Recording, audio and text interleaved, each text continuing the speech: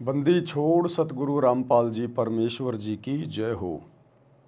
परमपिता परमात्मा सारी सृष्टि के रचनहार कुल मालिक असंख्य ब्रह्मांडों के स्वामी जगत गुरु तीनों लोकों में प्रवेश करके सबका भरण पोषण करने वाले राजाधिराज आत्माधार नाथों के नाथ देवों के देव महादेव सर्वेश्वर महेश्वर मृत्युंजय अजरो अमर आदि अनादि सनातनी प्रभु जगत पिता जगदीश्वर श्री श्री 1008 की उपाधि के वास्तविक अधिकारी अकाल मूरत शब्द स्वरूपी राम वासुदेव सर्वगतम ब्रह्म परम पूज्य प्रथम पूज्य परम संत परम पुरुष परम धनी परम दयालु सत्य कबीर हक्का कबीर अल्लाहु अकबर बाखबर अल्लाह ताला जगत के तारणहार जगत के मुक्तिदाता जगत के जगन्नाथ हारे के सहारे हिंदुओं के राम मुसलमानों के अल्लाह सिखों के वाहेगुरु ईसाइयों के मसीह दया के सागर दया निधि करुणा के सागर करुणा निधि स्वयंभू परिभू संकट मोचन कष्ट हरण मंगल करण दुख भंजन अविगत कबीर निर्विकार निर्विषम परमात्मा अलय अलेख सतगुरु आदि अनादि सतगुरु असली मर्यादा पुरुषोत्तम असली राम असली कृष्ण असली घनश्याम असली मुरारी राजाओं के राजा महाराजाओं के महाराजा शहनशाहों के शहनशाह सम्राटों के सम्राट भगवानों के भगवान अल्लाहों के अल्लाह प्रभुओं के प्रभु मसीहाओं के मसीह सच्चे वाहिगुरु बाबाओं के बाबा पीरों के पीर सेठों के सेठ जगत सेठ सावलसा सेठ सर्वगुण संपन्न अनंत कोटि कलाओं के स्वामी अनंत कोटि ब्रह्मांडों के नायक योगियों में महायोगी ध्यानियों में महाध्यानी सिद्धों में परम सिद्ध ज्ञानियों में तत्व ज्ञानी ब्रह्म ज्ञानी महाज्ञानी परम ज्ञानी सर्वश्रेष्ठ ज्ञानी विज्ञानी युवा कबीर समर्थ कबीर असमवात अमित ओझा सच्चे रहनुमा करीम अल्लाह सुभान अल्लाह दुनिया के अंतिम पैगंबर 8 सितंबर 1951 से गांव धनाना जिला सोनीपत हरियाणा भारतवर्ष की पावन भूमि पे प्रकट रियल कल की भगवान श्री नारायण साकार हरि श्री बाबा साहेब नूर अनंत परमात्मा संत श्रोमणी सतगुरु रामपाल जी परमेश्वर जी के चरण कमल में साध संगति से जुड़े हुए देश विदेश से आप और हम सभी सत्सेवक भाई बहनों का अनंत कोटि दंडवत।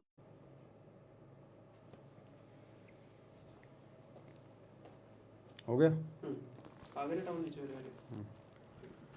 तो सौभाग्य है उन आत्माओं का जिनको कलयुग की बिचली पीढ़ी में सतगुरु मिल गया सत भक्ति मिल गई और परम सौभाग्य है उन आत्माओं को जिनको सतगुरु भी मिल गया सत भक्ति भी मिल गई और साथ में सुसंगति यानी साध संगति भी मिल गई, क्योंकि साध संगति सतलोक के लिए सतगुरु रामपाल जी भगवान का ट्रेनिंग सेंटर है। साध संगति से जुड़े बिना आप जी सतलोक की प्राप्ति नहीं कर सकते। ये कलयुग की बिचली पीढ़ी में परमात्मा की सुनियोजित प्लानिंग होती है साध संगतियां शुरू करवाना। साध संगति से ही सतगुरु रूप में धरती पे प्रकट कबीर परमेश्वर को पहचाना जा सकता है, दूसरा कोई तरीका नहीं है। जोर जबरदस्ती का काम इस भक्ति मार्ग में है नहीं, इसलिए परमात्मा ने केवल ज्ञान मार्ग चुना, ज्ञान को आधार बनाया कि ज्ञान को आधार बनाकर ही ये आत्माएं अगर सतगुरु को परमात्मा के रूप में हृदय से स्वीकार कर लेंगी तो ये आत्मा सतलोक के योग्य बन सकेगी, अन्यथा नहीं बने सकेगी। तो परमेश्वर ने दया बख्शी, हमें साथ संगति से जोड़ा, अपनी पहचान करवाई, हमें इस योग्य बनाया परमात्मा ने कि आज हम निसंदेह होके गुरु को भगवान मान के ज्ञान को आधार बना के और अपनी भक्ति पर दृढ़ हैं।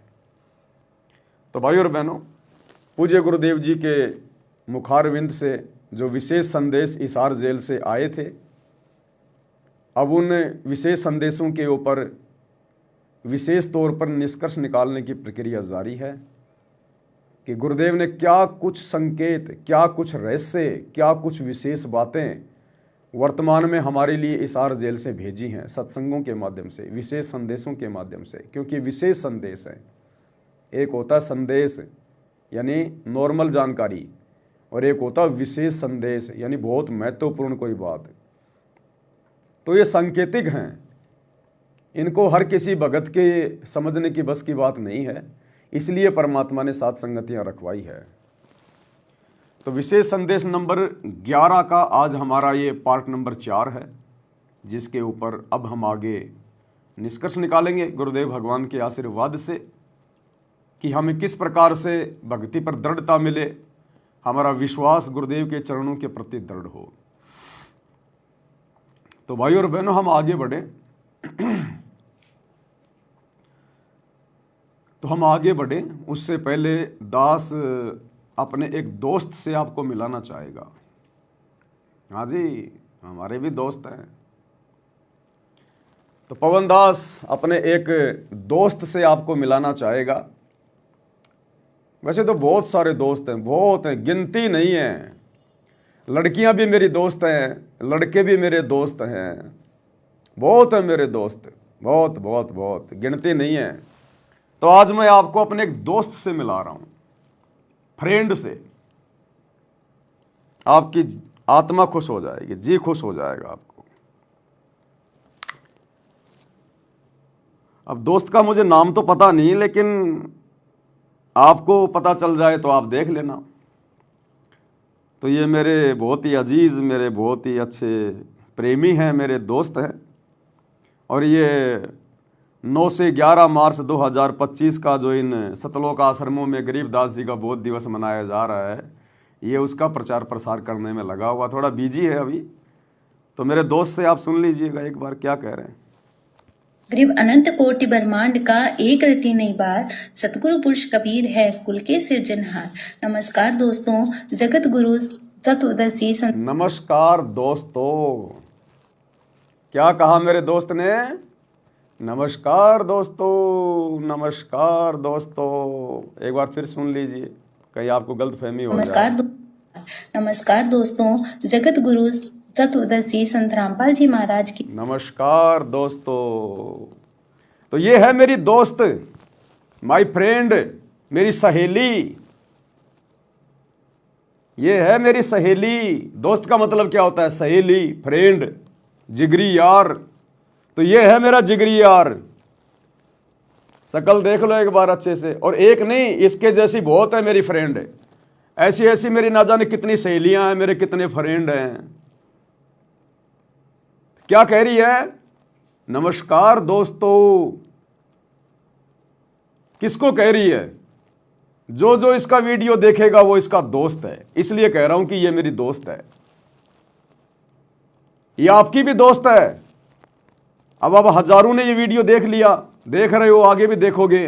तो जितने भी व्यक्ति इसका वीडियो देखोगे, आप सब इसके दोस्त बनते चले जाओगे। दोस्त, फ्रेंड, इसके प्रेमी, जिगरी यार। तो ये दोस्त है मेरी। और ऐसी ऐसी ना जाने सतलोक आश्रमों में कितनी सहेलियां मेरे कितने दोस्त हैं जो रोजाना वीडियो बनाती हैं। वो जवान जवान लड़कियां, वो माता बहनें, बूढ़े बूढ़े, कि नमस्कार दोस्तों, नमस्कार दोस्तों। तो सब हमारे दोस्त हैं भाई। किसको कह रही है दोस्ती? है सोशल मीडिया पे डाल रही है। जो जो इसको वीडियो देखेगा, जो जो इसको फॉलो करेगा, वो इसके दोस्त हैं। तो ये मेरी दोस्त है। ये मेरी गुरु बहन नहीं है, ये मेरी दोस्त है। क्योंकि मेरी गुरु बहनें इतनी बेशर्म नहीं है। मेरी गुरु बहनें अपनी इज्जत का सत्यानाश नहीं करती हैं। सरेआम मार्केट में अपने गुरुजी की इज्जत को नहीं उछालती हैं, लोगों को दोस्त कह के, फ्रेंड कह के। मेरी गुरु बहनें बहुत समझदार हैं, बहुत इज्जतदार हैं। मेरी गुरु बहनें कभी भी किसी को दोस्त नहीं कहती। वो गुरु भाई कहती हैं, भाई और बहनों कहती हैं। परमात्मा की प्यारी आत्माएं कहकर संबोधित करती हैं। दोस्त कहकर मेरी गुरु बहनें संबोधित नहीं करती। बेशरम, बेहया, जिनकी खुद की इज्जत नहीं, जिनको खुद को दो कौड़ी का ज्ञान नहीं, उनके माता पिता के संस्कार ऐसे घटिया, उनके भगत भाई बहनों के संस्कार, जिन आश्रमों से वो जुड़ी है, उनके संस्कार इतने घटिया। वो औरतें कहती हैं नमस्कार दोस्तों, नमस्कार दोस्तों। कितने दोस्त हैं इसके? अरे इसके कितने दोस्त हैं हिंदुस्तान में, पता ही नहीं है। इसके चैनल पर जितने भी इसके फॉलोवर हैं, सारे इसके दोस्त हैं। इसका बाप ये वीडियो सुनेगा, वो भी इसका दोस्त हो जाएगा। क्योंकि वीडियो सुनने वाले को तो कह रही है नमस्कार दोस्तों। इसका भाई सुनेगा, वो भी इसका दोस्त हो गया। इसका मामा सुनेगा, वो भी इसका दोस्त हो गया। इसका फूफा सुनेगा, वो भी इसका दोस्त हो गया। और इसका गुरु सुनेगा तो इसका गुरु भी इसका दोस्त हो गया। तो ये है सतलोक आश्रमों से जुड़े हुए भाई बहनों का ज्ञान, तत्व ज्ञान। नमस्कार दोस्तों, एक शादी थी एक लड़के की, लड़का घोड़ी पे बैठा था, डीजे बज रहा था, सामने लड़के की बुआ नाच रही, लड़के की माँ भी नाच रही, लड़के की बहन भी नाच रही, और गाना चल रहा, आज मेरे यार की शादी है, यार की शादी है, मेरे दिलदार की शादी है, आज मेरे यार की शादी है। तो किसी समझदार व्यक्ति ने कहा, अरे देखो भाई, कलयुग आ गया, कलयुग। दूल्हा घोड़ी पे बैठा है और डीजे पे गाना बज रहा है, आज मेरे यार की शादी है, और सामने माँ नाच रही है, बुआ नाच रही है, बहन नाच रही है, और गाना क्या चल रहा है, आज मेरे यार की शादी है। वो लड़का अपनी माँ का भी यार हो गया, क्योंकि आज मेरे यार की शादी है, माँ नाच रही है। वो लड़का उस बुआ का भी यार हो गया, आज मेरे यार की शादी है। वो लड़का अपनी बहन का भी यार हो गया, क्योंकि वो बहन भी तो नाच रही है, आज मेरे यार की शादी है। तो इसके कितने एक दोस्त है, कितने एक इसके सहेले हैं।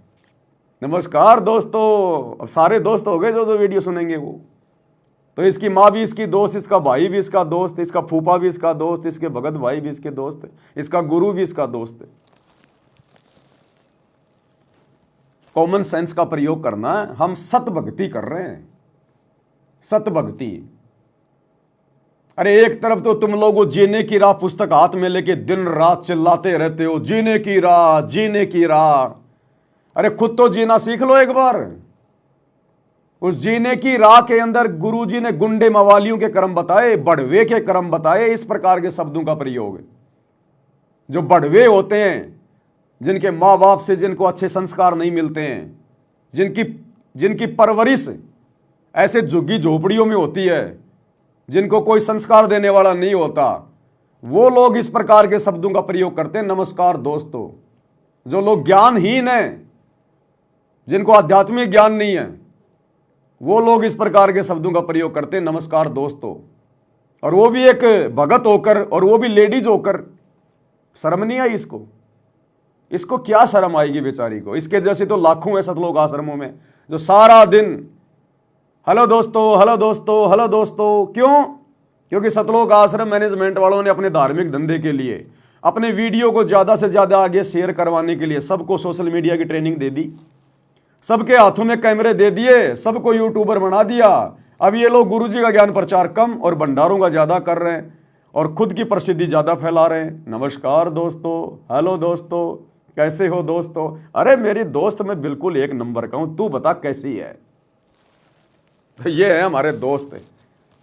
शर्म आती है हमारे को भाई, क्या करें। अब बड़ी मुश्किल से एक दोस्त मिला है मेरे को। अभी और देखूंगा सोशल मीडिया पर, बहुत सारे दोस्त हैं मेरे, ऐसी बात नहीं है, बहुत है। इससे भी सुंदर सुंदर, इससे भी अच्छी अच्छी, जवान जवान बहुत दोस्त है मेरी। इनको शर्म आनी चाहिए। अपने आप को ये भगत कहती हैं, अपने आप को सतगुरु रामपाल जी की शिष्या कहती हैं। इनको शर्म आनी चाहिए, शर्म। इस बहन तक वीडियो पहुंचा देना, शेयर कर देना इसको ज़्यादा से ज़्यादा। अगर इसको जरा सी अकल आ जाए तो, अगर शर्मिंदगी महसूस हो जाए तो क्षमा याचना कर ले अपने गुरुदेव भगवान से, और आगे अपने मुंह के ऊपर लोक लगा ले। अगर बोले तो सत्साई भाई और बहनों, ये नमस्कार दोस्तों क्या है? ये जगत की भाषा, गुंडे मवालियों की भाषा है, कुसंस्कारी बच्चों की भाषा है ये।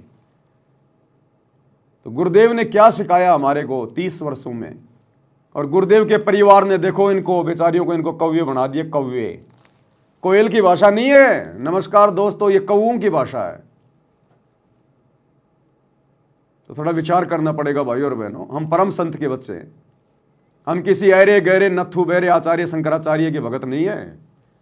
गुरुदेव भगवान अपने सत्संगों में कहते हैं कि बच्चों, भक्ति मार्ग में आने के बाद भगत का उठना, बैठना, बोलना, चलना, हर एक चीज के ऊपर भगत को विचार करना चाहिए। क्योंकि आपको पूरी दुनिया देखेगी आने वाले समय में, आपको पूरी दुनिया सुनेगी, क्योंकि आने वाले समय में आपके गुरु का ही ज्ञान चलेगा। तो लोग क्या सोचेंगे फिर, क्या समझेंगे फिर लोग, कि जब सतगुरु रामपाल जी के भक्तों को बोलना नहीं आता, जब इनको बोलने की तमीज नहीं है, कि किस प्रकार से शब्दों का मुंह से उच्चारण करना चाहिए। अब कोई 80 साल का बूढ़ा इसका वीडियो देखेगा, वो भी इसका दोस्त हो गया। इसका बाप देखेगा, वो भी इसका दोस्त हो गया। कोई ऐरा गहरा नथु बहरा देखेगा, कोई गुंडा शराबी देखेगा, कोई नशेड़ी देखेगा, वो भी इसका दोस्त हो गया। कितने दोस्त हैं इसके। जबकि गुरुदेव ने क्या बताया कि नाम दीक्षा लेने के बाद भगत का उठना, बैठना, बोलना, चलना सभ्य होना चाहिए, लगना चाहिए कि ये भगत है। क्या कह रहे हैं गुरुदेव भगवान। तो पुण्यात्माओं, ऐसे सत्संग में आने से इस प्रकार की समस्याओं का समाधान होता है, लेकिन असर उनका है जो पुण्यात्मा होती हैं। ये पत्थर और बांस के जैसे प्राणियों का नहीं हुआ करती। जिस घर में नाम इस सतपुरुष का और उस घर में लड़ाई, फिर उनका असर ना हो रहा है, वो तो पत्थर कैसे है, माड़ी सी घर्षण लगते नो चिंगारी पाटे हैं। पुण्यात्माओं, इसके अंदर हमने परिवर्तन बहुत करना पड़ेगा। हमारे बोलने और बतलाने में, चलने और उठने और बैठने और निगाह दृष्टि में भी साधुता आनी चाहिए। एक तो चटक मटक करके चले, एक सीधा सा जैसे बिल्कुल भक्त संत चला करते हैं। उठने और बैठने में भी कहीं बकवाद नजर नहीं आवे, देखने में भी कोई ऐसी त्रुटि संत की दृष्टि में नहीं होनी चाहिए, भगत की में। तो हम सत्संगी हैं, अन्यथा हम केवल नाम उपदेश है, असर कति नहीं। तो गुरुदेव कह रहे हैं भगत के तो उठने, बैठने, चलने में, बोलने में, भगत की हर क्रिया में साधुता नजर आनी चाहिए। साधुता कि ये भगत है वास्तव में। और वही जगत वाले काम दुनिया भर के यूट्यूबर छोटे छोटे वीडियो रील बना के दुनिया भर के दिन में डालते रहते हैं गंदगी। हेलो दोस्तों, hello friend, how are you.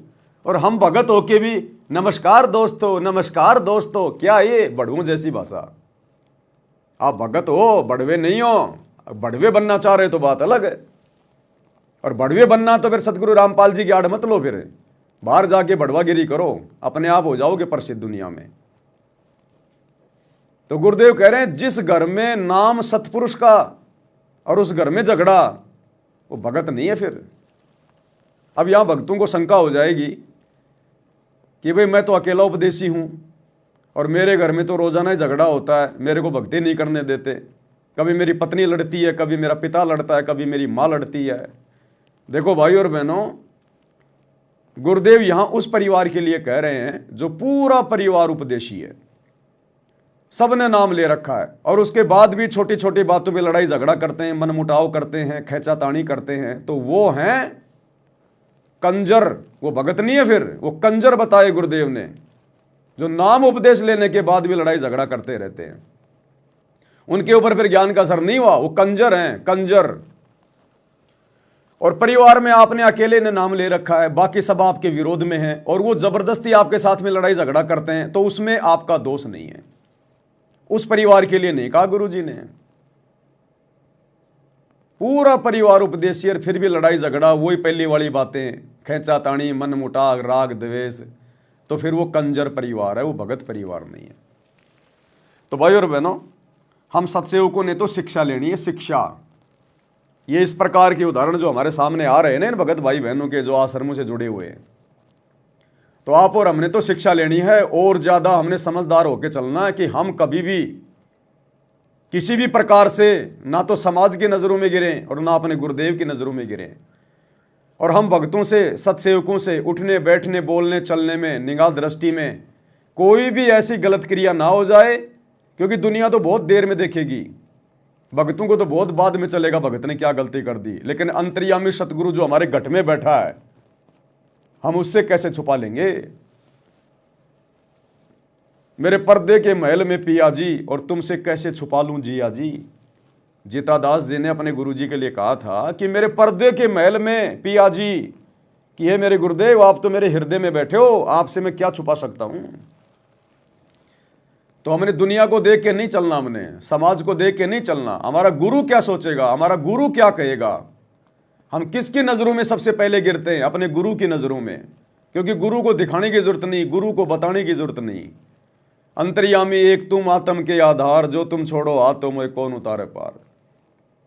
तो हमने तो इस बात से डर कर, भयभीत होकर कि अगर मेरा गुरु नाराज हो गया मेरी किसी भी क्रिया से तो क्या बनेगा मेरा तो जीवन नरक बन गया, सत्यानाश हो गया भक्ति का। और एक बार यदि गुरु नाराज हो गया तो फिर कहते हैं रहीमन धागा प्रेम का मत तोड़ो छिटकाए, टूटे से फिर ना जुड़े, जुड़े तो गांठ पड़ जाए।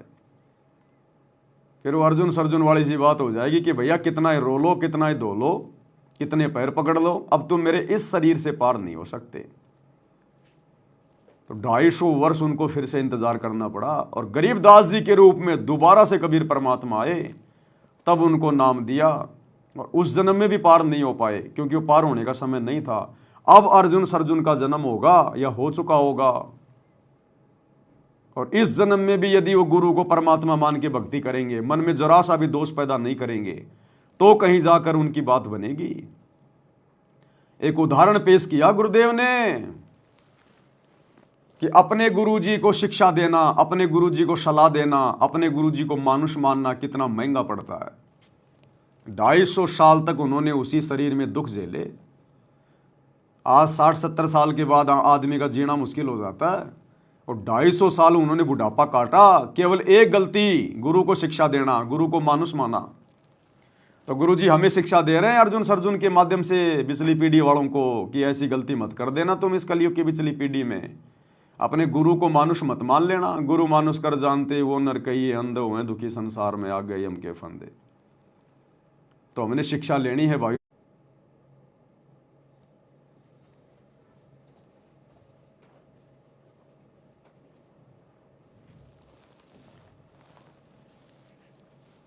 तो जरा भी किसी नेता से, मंत्री से, प्रधानमंत्री से, एमएलए के मुख से अगर कोई इधर उधर की बात निकल जाती है तो मीडिया तुरंत उनकी बातों को पकड़ लेती है, अखबारों की सुर्खियां बन जाती है, मीडिया की हेडलाइन बन जाती है, मौका मिल जाता है विपक्ष वालों को। तो ठीक इसी प्रकार हम भक्तों के शब्द में शक्ति है, क्योंकि हम सत्य भक्ति करते हैं। और काल को मौका मिल जाएगा तुरंत, यदि हमने जरा भी कमजोरी दिखाई तो, जरा भी नादानी की तो भक्ति मार्ग पे। तो हम भक्तों के शब्दों का बहुत महत्व है, बहुत महत्व। अब एक शब्द तो नमस्कार भाई और बहनों, सत्साई भाई और बहनों, ये कितना प्यारा लगता है, बोलने में कितना अच्छा लगता है, कितना मधुर है, शीतलता देता है, मन में पवित्रता को लेके आता है। और एक नमस्कार दोस्तों, हेलो फ्रेंड, ये अश्लीलता को बढ़ावा दे रहा है, अश्लीलता को, गंदगी को, मन में विकार पैदा करता है ये शब्द है दोस्त। तो हम भक्तों ने बहुत सोच समझ के भक्ति मार्ग पर आगे बढ़ना है।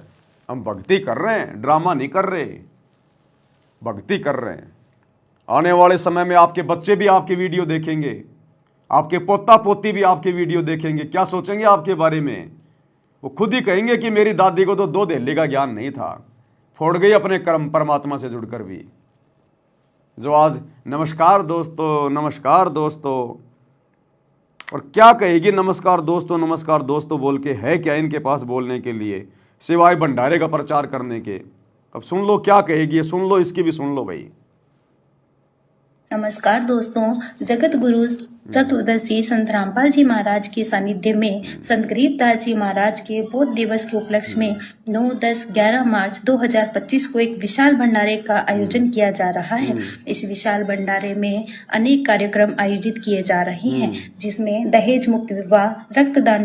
इस भंडारे में अनेक कार्यक्रम आयोजित किए जाएंगे, जैसे बंदर का खेल दिखाना, रीछ का खेल दिखाना, नट और नटनी का खेल दिखाना। ये क्या मनोरंजन के साधन है ये आश्रम। इसमें अनेक कार्यक्रम जो है वो दिखाए जाएंगे। कबीर जी का झोपड़ा दिखाया जाएगा, बलक बुखारे बादशाह की फिल्म दिखाई जाएगी, राम कथा चलाई जाएगी, जुलाओं का कुआं दिखाया जाएगा, मिट्टी के बैल दिखाए जाएंगे आपको, आपको प्रदर्शनियां दिखाई जाएंगी, आपको लहर तारा तालाब दिखाया जाएगा, भगवान के ऊपर पैर करके उसमें लिटा रखा वो घूम रहा है बाड़ा पे, वो दिखाया जाएगा आपको रंगोलियां दिखाई जाएंगी, आपको आश्रम की साफ सफाई दिखाई जाएगी, आपको भक्तों की व्यवस्था बताई जाएगी। ये जूता घर में कितने जूते आ जाएंगे, तुमने दुकान खोलनी है। अरे जूता घर में जूते जमा हो रहे हैं, अच्छी बात है। भगत जी जूता घर में कितनी कैपेसिटी है, कितने जूते आ सकते हैं, इसमें 1 लाख जूते आ सकते। अरे दुकान खोलनी है तुमने? फालतू की ड्रामेबाजी, फालतू का दिखावा, फालतू की वीडियो। भंडारा बन रहा हो, कढ़ाई दिखाएंगे, हलवा घोट रहे हैं, बर्फियों के ढेर लगा रखे। अरे क्या करना है तुमने? मार्केटिंग करनी है क्या? अरे भगतों को भगत बनने दो, हलवाई मत बनाओ। ज्यादा मीठा खाओगे शुगर हो जाएगी, डोलोगे डॉक्टरों के चक्कर काटते। अब डॉक्टरों के भी चक्कर क्यों काटोगे? तुम तो हॉस्पिटल भी खोल रहे हो। बीमार हो जाओगे तो कोई दिक्कत नहीं, तुम तो हॉस्पिटल भी तो खोल रहे हो। वो इसीलिए तो खोल रहे हो कि आने वाले समय में तुम्हारे को डर है कि हम बीमार होंगे। आने वाले समय में जब महामारी आएंगी तो तुम्हारे को डर है कि भक्ति तो हम कर नहीं रही, ड्रामेबाजी कर रहे हैं, तो बीमार तो होंगे। जैसे कोरोना में मर गए हजारों, ऐसे आने वाले समय भी हजारों मरोगे तुम। तो तुम्हें डर है कि बाहर जाएंगे तो लोग कहेंगे देखो बाबा रामपाल के भगत भी मर रहे हैं महामारी में, ये भी देखो बीमार हो रहे हैं, जबकि ये डंका पीटते थे हमारे गुरुजी भगवान है, परमात्मा है। तो ये सोच रहे हैं कि बाहर जाएंगे तो बेइज्जती होगी, भक्तों को यही पटक देंगे हॉस्पिटल में, और पीछे कोई शमशान घाट और बना देंगे थोड़े दिनों में। ये वही लगाओ उनको, राम नाम सत है, सत बोले अगत है। तो ड्रामेबाजी। गरीबदास जी का बताओ। अब गरीबदास जी क्या लगता है तुम्हारा? भाई तुम्हारा क्या नाता है गरीबदास जी से? अरे हमारा गरीबदास जी की वाणियों से मतलब था, और वाणियां गुरु जी ने हमें बता दी। अब गरीबदास जी का बोध दिवस और मरण दिवस और जन्म दिवस है, क्या लेना देना है? क्यों ड्रामेबाजी कर रहे हो भाई? ना तुमने गरीबदास जी को छोड़ा, ना अपने गुरु जी को छोड़ा, ना उस मुर्दे दाढ़ी मूछ वाली कबीर की फोटो को छोड़ा। अरे कहीं तो रुक जाओ, कहीं तो ब्रेक मार लो। कुछ नहीं है। तो यह है हालत सतलोक आश्रमों से जुड़े हुए भाई बहनों की। और सत्सेवकों के घरों में जाके देखो, सत्सेवकों के घरों में जिन्होंने अपने गुरु को हृदय से अपना परमात्मा मान लिया, उनकी भाषा देखो, उनकी बोलचाल देखो, उनका रहना सहना देखो, उनका संघर्ष देखो, उनकी भक्ति देखो। घर घर में बेड लग गए, गुरु जी को परमात्मा मान के विराजमान कर लिया। गीता अध्याय 3 श्लोक 13 के अनुसार घर घर में गुरु जी को भोग लग रहा है। छोटे छोटे बच्चे लेके चवर अपने गुरु जी के ऊपर भंडारा उनको करवाते समय, भोग लगाते समय चवर कर रहे हैं। और छोटी छोटी आत्माएं आंखों में आंसू भर भर के रोती हैं अपने गुरु जी के प्रेम में, अपने गुरु जी के प्रेम में आंखों में आंसू भर के रोती है। जाइन आश्रमों में सारा दिन वो रजाई के ऊपर, वो गद्दों के ऊपर छोटे छोटे बच्चे लौटते रहते हैं, खेलते रहते हैं। कोई कबड्डी खेल रहा है, कोई क्या खेल रहा है, हैं? और सत्सेवकों के घरों में छोटे छोटे बच्चे परमात्मा के प्रेम में रो रहे हैं, क्योंकि अपनी विशेष आत्माओं को परमात्मा ने 7 संगतियों में जन्म दिया है, 7 संगतियों से जोड़ा है। देखो छोटे छोटे बच्चे कैसे रो रहे हैं अपने गुरु जी को भोग लगा के। टॉफी के लिए नहीं रो रहे, पैंट शर्ट के लिए नहीं रो रहे, अपने गुरु जी की सेवा करते करते रो रहे हैं, क्योंकि पिछले जन्म की विशेष आत्मा है। ये है वो धर्मदास जैसी आत्मा, रामानंद आत्मा, शेव शमन वाली आत्मा, बलक बुखारे वाले। ये हैं वो आत्माएं जो अपने गुरु जी के प्रेम में उनकी सेवा करते करते रो रहे हैं। तो एक तरफ तो ये सतलोक आश्रम वाले 60-60 साल के बन बन के यूट्यूबर, हेलो दोस्तों बेशरम। और एक सत्सेवक देखो, छोटे छोटे बच्चे।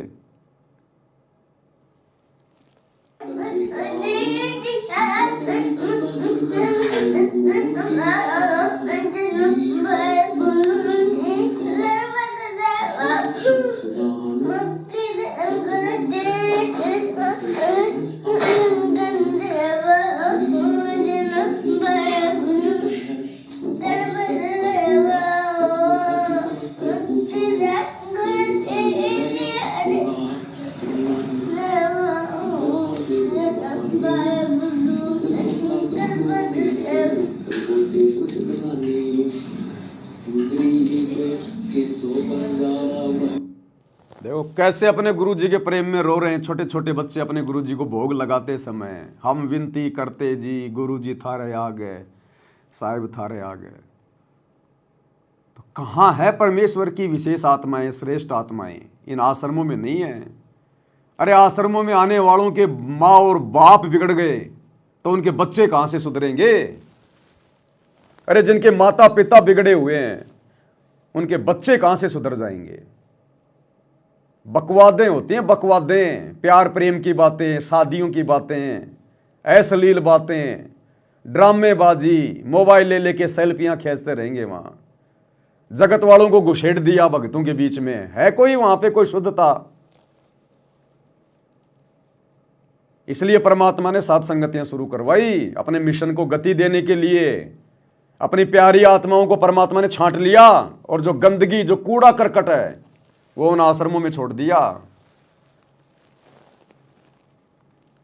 इसलिए भाई और बहनों, सात संगतियों की आवश्यकता पड़ी, नहीं तो परमात्मा ने कोई जरूरत नहीं थी सात संगतियां शुरू करवाने की। तो आगे बढ़ते हैं। विशेष संदेश नंबर 11 का पार्ट नंबर आज 4 है। गुरुदेव हमें और क्या समझा रहे हैं, किस प्रकार से एक नेक भगत बनने की शिक्षा दे रहे हैं, कौन कौन सी गलतियां करेंगे तो हम नुकसान उठाएंगे, क्या बता रहे हैं गुरुदेव? तो बच्चों, अब इस समय को संभालो और इस परमात्मा की समर्थता से परिचित हो जाओ। इस गंदे लोक ने अच्छी तरह समझ लो। यहां तुम नहीं रह पाओगे और एक अंदर कसक बनाए रखो नारी कि ठीक है, जब तक यहाँ है खूब परिवार में मिलकर रहो और सब ना अपने मालिक की बातों में वो जाकर रखो और गप्पे कम मारो। और गप्पे मारने की बकवाद पे मतलब की है अपना, जब टाइम लगा मालिक की चर्चा शुरू करते, कोई कथा देख ले, कोई वैसे भाई बहन की चर्चा करो, देखो उनको इतना दुख था, मालिक की दया से इतना सुख होगा। इससे ये मन का लगाम डली रहेगी। यदि तुम सत्संग सुनने के बाद फिर बाद में वही अपने गृहस्थी बेत की बातें करती हो, फोन पर बैठ कर करते रहते हो, फलाने से मर ले, दकने से कर ले, तो इनसे मालिक राजी नहीं होगा, आपको कष्ट शुरू हो जाएगा। सब जानते हैं अंतर्यामी परमात्मा, ये ना सोचो हिसार जेल में बैठ गए तो ये कैद हो गए। वर्तमान में संगत में जो चल रहा है 90%, जो बकवादें चल रही हैं, उन बकवादों के आधार से अंतर्यामी भगवान हिसार जेल से बैठ के कह रहा है कि फालतू में इधर उधर घूमने से, कहीं हांडने से अच्छा है गुरु जी की अपनी कोई कथा सुन लो, अपने किसी भगत भाई बहन से परमात्मा की कोई चर्चा कर लो, अपने रिश्तेदारों से बात करने से अच्छा है गुरु जी का सत्संग सुन लो। इधर उधर धक्के खाने से अच्छा है ये बकवाद छोड़ो, नहीं तो फिर वही समस्या वापस आ जाएंगी तुम्हारे सामने, फिर वही दुख शुरू हो जाएंगे। तो अंतर्यामी को सब पता है, ये अंधा नहीं है, पागल नहीं है, ये सब देख रहा है, सारी राम कहानी देख रहा है। यही देखने के लिए तो जेल में जाके बैठा है कि मेरे सामने तो बकवाद ये करते नहीं और मेरे पीछे से देखता हूं कौन कौन बकवाद करेगा, कौन कौन ज्ञान को आधार बना के चलेगा। तो ये देखने के लिए, हमारी परीक्षा लेने के लिए तो जेल में बैठा है। और आज जेल में बैठकर सब कुछ देखकर सत्संग के माध्यम से बाहर संदेशा भेज रहा है कि मैं सब कुछ देख रहा हूं तुम्हें, तुम ये ना सोचना कि मुझे पता नहीं है। तो सारी बातें कह दी गुरु जी ने कि तुम थोड़ी बहुत देर सत्संग सुनते हो, उसके बाद में वो इधर उधर की बातें शुरू कर देते हो, रिश्तेदारों से बातें तुम जो है शुरू कर देते हो। क्या काम आई तुम्हारी वो बातें? अरे 2 किलो हलवा बनाया, थोड़ी देर में एक मुट्ठी उसमें बालू रेत की डाल दी, क्या काम आया? आधा घंटा 1 घंटा सत्संग सुना, तुम्हारे भाव बने, और 2 मिनट बाद में अपनी बुआ से बात करने लग गया, अपनी मामी से बात करने लग गया, फिर वही दुनिया भर की इधर उधर की बातें, फिर तूने अपने मन को गंदा कर लिया। तो ये भैया, ये गंदी राजनीति में जाना, नेताओं के पीछे धक्के खाना, जाटों के आरक्षण में जाना, गुंडों की सीबीआई जांच करवाना, जाटों की धर्मशाला बनवाना, स्टेडियम बनवाना, ये बकवादें हैं, बकवादें। ये दुनिया वालों को आश्रमों में बुलाना, जबरदस्ती निमंत्रण दे दे के भक्तों का ध्यान बटाना। अब वो नेता लोग आएंगे, साथ में 10-12 और आएंगे, हैं, किसी ने क्या पहन रखा है, कोई क्या खा रहा है, कोई क्या कर रहा है, कोई क्या बात कर रहा है। अब पूरी पब्लिक उनकी तरफ देखने लग जाती है जैसे कोई प्रधानमंत्री आ गया हो, क्योंकि संगत को भी तो अब इतना ज्ञान नहीं है ना, संगत भी तो देखा देखी में जुड़ी हुई है। तो उन लोगों को देख के फिर संगत भी फिर वैसे ही विचार आएंगे, वो भी उसी दादागिरी में चल पड़ती है। तो गुरुदेव कह रहे हैं फिर बाद में दुख उठाओगे, परेशानियां उठाओगे, तुम्हारा बाप तुम्हें एक नेक भगत बनाने के लिए जेल में जाके बैठा है ताकि तुम सुधर जाओ। ये परीक्षा चल रही है, इसमें अच्छे से इसमें आंसर दे दो। जब रिजल्ट आएगा ना तब पता चलेगा, रोओगे फिर सर पे हाथ रख के। तो स्पष्ट कर दिया गुरुदेव ने कि ये ना सोचना मैं जेल में बैठा हूं, मुझे कुछ पता नहीं है बाहर क्या हो रहा है। ये परीक्षा चल रही है इसलिए कुछ नहीं बोल रहा, चाहे कोई सही लिखो चाहे कोई गलत लिखो। परीक्षा के समय में विद्यार्थी चाहे सही लिखे चाहे गलत लिखे, टीचर कुछ नहीं बोलता, खाली देखता है। तो जेल में जाके गुरुजी बैठ के सब देख रहे हैं तुमने बाहर जो जो कुकर्म किए हैं, जो जो कुकर्म तुम कर रहे हो, भक्ति को जो हल्के में ले रहे हो, सब देख रहा है वो परमात्मा। लेकिन परीक्षा का समय वो कहेगा कुछ नहीं, संकेत कर दिया इन विशेष संदेशों में, समझने की जरूरत है। गरीब स्वर्णाद न देह दिल, तन मन नहीं मुकाम, कौन महल हंसा गए, कहाँ लिया विश्राम। गरीब चार मुक्ति बैकुंठ बट, सपतपुरी सैलान, आगे धाम कबीर का हंस न पावे जान।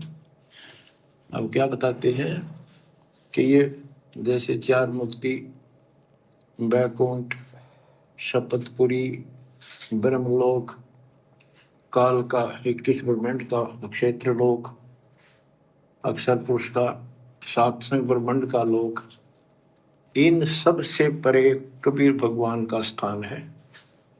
गिरिव चार मुक्ति बैकुंठ बट, सप्तपुरी शैलान, आगे धाम कबीर का हंस ना पावे जान। के वहाँ सामान्य साधना से या काल तक की भक्ति से वहाँ नहीं पहुंचा जा सकता है। तो उसके लिए क्या बताते हैं, इस परम पिता परमात्मा की शरण माना होगा, कबीर साहब की शरण। गरीब काया काशी मन मगर, दोहों के मद कबीर, काशी तज मगर गया पाया नहीं शरीर। गरीब काया काशी मन मगर, अरस कुर्स बीच मुकाम, जहां दुलहदी घर किया आदि अंत विश्राम। बच्चों, परमात्मा कहते हैं कि वो दुल्हा सतलोक में निवास करता है और वहां जाने के लिए आपको पूर्ण गुरु की आवश्यकता पड़ती है और अपने मन का दोष दूर करना होगा। सतलोक जाने के लिए क्या करना होगा? अपने मन का दोष दूर करना होगा। मन का सबसे बड़ा दोष क्या है? अपने गुरु जी को अपने जैसा मानना, अपने गुरु को अपने जैसा मानुष मानना, एक व्यक्ति मानना, एक इंसान मानना, मां के गर्भ से जन्म लेकर पैदा हुआ मानना, ये सबसे बड़ा दोष है, सबसे बड़ा दोष। अरे बाकी दोष तो सतगुरु ज्ञान देके समाप्त करवा देते हैं, धीरे धीरे पता चल जाता हमें। लेकिन सबसे बड़ा दोष, सूक्ष्म दोष, अपने गुरु को मानुष मानना, अपने गुरु को कबीर जी ना मानना, परमात्मा ना मानना, सबसे बड़ा दोष है। और गुरु जी कहते हैं तुम्हारी बात बिगड़ेगी फिर एक न एक दिन। अगर तुम भक्ति भी कर रहे हो, गुरु जी के साथ में भी रह रहे हो, और अगर अपने गुरु को अपने जैसा मानुष मानते रहे, भगवान नहीं माना, तो कभी ना कभी तुम्हारे मन में दोष आएगा। कभी ना कभी तुम्हारे मन में दोष आएगा यदि अपने गुरु जी को अपने जैसा मानुष मानते रहे तो। आत्मा बताते हैं, गुरु मानुष कर जानते, ते नर कहिए अंधे, ओवे दुखी संसार में, आगे यम के फंदे। गुरु को मानुष कर जानते तो ते नर कहिए अंधे, और फिर होवे दुखी संसार में, फिर काल के फंदे। पुणात्माओं, हमने गुरु जी को परमात्मा मानना पड़ेगा। परमात्मा मानने से हमारी यह प्रॉब्लम सोल्व होएगी, नहीं तो नहीं हो सकती। अब सुनिए, हम अपने ही जैसा गुरु को माने, एक मानुष रूप मान करके हम यदि उसके साथ रहेंगे तो कभी ना कभी दोष आपके मन में आवेगा। कभी न कभी दोष आपके मन में आवेगा। यदि आपने अपने गुरु को अपने जैसा मानुष माना तो कभी न कभी आपके मन में दोष आवेगा। ये सतगुरु के वचन हैं। साध वचन पलटे नहीं, पलट जाए ब्रह्मांड। क्या कह रहे हैं गुरुदेव? हम अपने ही जैसा गुरु को माने, एक मानुष रूप मान करके हम यदि उसके साथ रहेंगे तो कभी ना कभी दोष आपके मन में आवेगा। अब गुरु को अपने जैसा मानने का क्या मतलब है? आप और हम तो माँ के गर्भ से जन्म लेके आए, जेर में लिपट के आए, गंदगी में लिपट के आए, दो कोडी के जीव हैं। यदि अपने जैसा हम गुरु जी को मानेंगे, माँ के गर्भ से जन्म लेकर आया हुआ मानुष, उसी को कहते हैं मानुष। मानुष यानी आम प्राणी। तो कभी न कभी भगत के मन में दोष आएगा, वो काल के हत्थे चढ़ेगा, वो सतलोक प्राप्त नहीं कर पाएगा। और जिन जिन आत्माओं ने अभी तक अपने गुरु के अलावा अपने घर में उस दाढ़ी मूंछ वाले नकली मुर्दा कबीर की फोटो रखी हुई है, घर की दीवारों पे, अपनी गाड़ियों में, अपने फ्रिज के ऊपर, कूलर के ऊपर, या घर के दरबार में, या लोकेट में, तो समझ लो अभी तक आप अपने गुरु को मानुष मान रहे हो। अगर आपने अपने गुरु को ही कबीर मान लिया होता तो वो नकली फोटो क्या कर रही है आपके घर में? दो दो भगवान तो है ही नहीं। अरे भगवान तो एक ही है, या तो दाढ़ी मूंछ वाला या आपका गुरु। और यदि आपने अपने गुरु को कबीर जी मान लिया तो फिर वो दाढ़ी मूंछ वाली फोटो क्या कर रही है तुम्हारे घर में? तो जिन जिन के घरों में वो दाढ़ी मूंछ वाली फोटो विद्यमान है कहीं भी, जिनके लोकेट में, इसका मतलब अभी आपने गुरु को मानुष ही मान रखा है। यदि आप उस दाढ़ी मूंछ वाली नकली कबीर की फोटो का, मुर्दा फोटो का, जून के महीने में कबीर प्रकट दिवस मना रहे हैं, इसका मतलब अभी आप अपने गुरु जी को मानुष ही मान रहे हैं। क्योंकि प्रकट तो एक ही हो सकता है, या तो सतगुरु रामपाल जी या वो दाढ़ी मूंछ वाली फोटो। तो कभी न कभी आपके मन में दोष आएगा अगर आप दोगली भक्ति करोगे तो। ये दोगली भक्ति है, दो नावों की सवारी है। आत्मा एक है, परमात्मा दो नहीं हो सकते। या तो सतगुरु रामपाल जी है परमात्मा, या फिर वो दाढ़ी मूंछ वाली कबीर की मुर्दा फोटो है परमात्मा।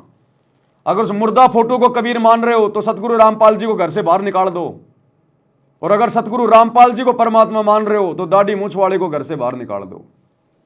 नहीं तो आप दोगले हो, दोगले। आप दोगली भक्ति कर रहे हो, फर्जी भक्ति कर रहे हो। आप अपने आप को भी धोखा दे रहे हो और अपने भगवान को भी धोखा दे रहे हो, और अपनी आने वाली पीढ़ियों को भी नरक का रास्ता दिखा रहे हो आप।